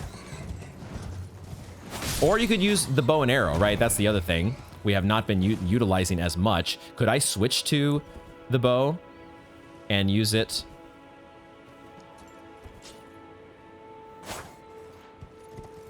Oh, that's what that is. If I do L1, it swings on the left side. Okay. And if I do a strong attack, it does that. Is it not using my stamina? Wait, why is my stamina not being used? Oh, that's interesting. Okay, so it does matter what button you use to attack because it changes the side of your attack.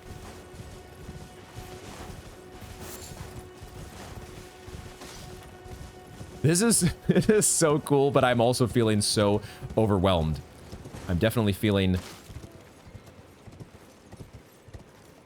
as I'm looking around and just thinking about all the places to go, and we're basically in the same place that we started, but we have picked up our Spectral Steed. We have picked up the ability to level. We have leveled up our weapon as well. We are doing some Dark Souls things, except it's Elden Ring. We just have to keep exploring and moving in the direction of the Rays of Glory. Is that what they were called? Yeah, they are pointing the way up to the castle. Somewhere up in this area, right? Eventually, we are going to be getting to the castle as we work our way there. But I think this is where we will wrap up this installment, this first installment of Elden Ring, the first of who knows how many. Because, my God, this game, what a sight. What a sight. My first thoughts here are, yeah, like I just said, overwhelmed, having a ton of fun, absolutely enjoying this experience, getting back into, look at the blood on our Spectral Steed. This is so cool. I'm a little still ticked at the Tree Warden. We will get him eventually. It's probably going to be a matter of just us getting leveled up and getting good, all that stuff. And we will continue to press forward to the castle and taking on Godric. That will be for next time. Thank you all very much for joining me, and I hope to see you in the next one.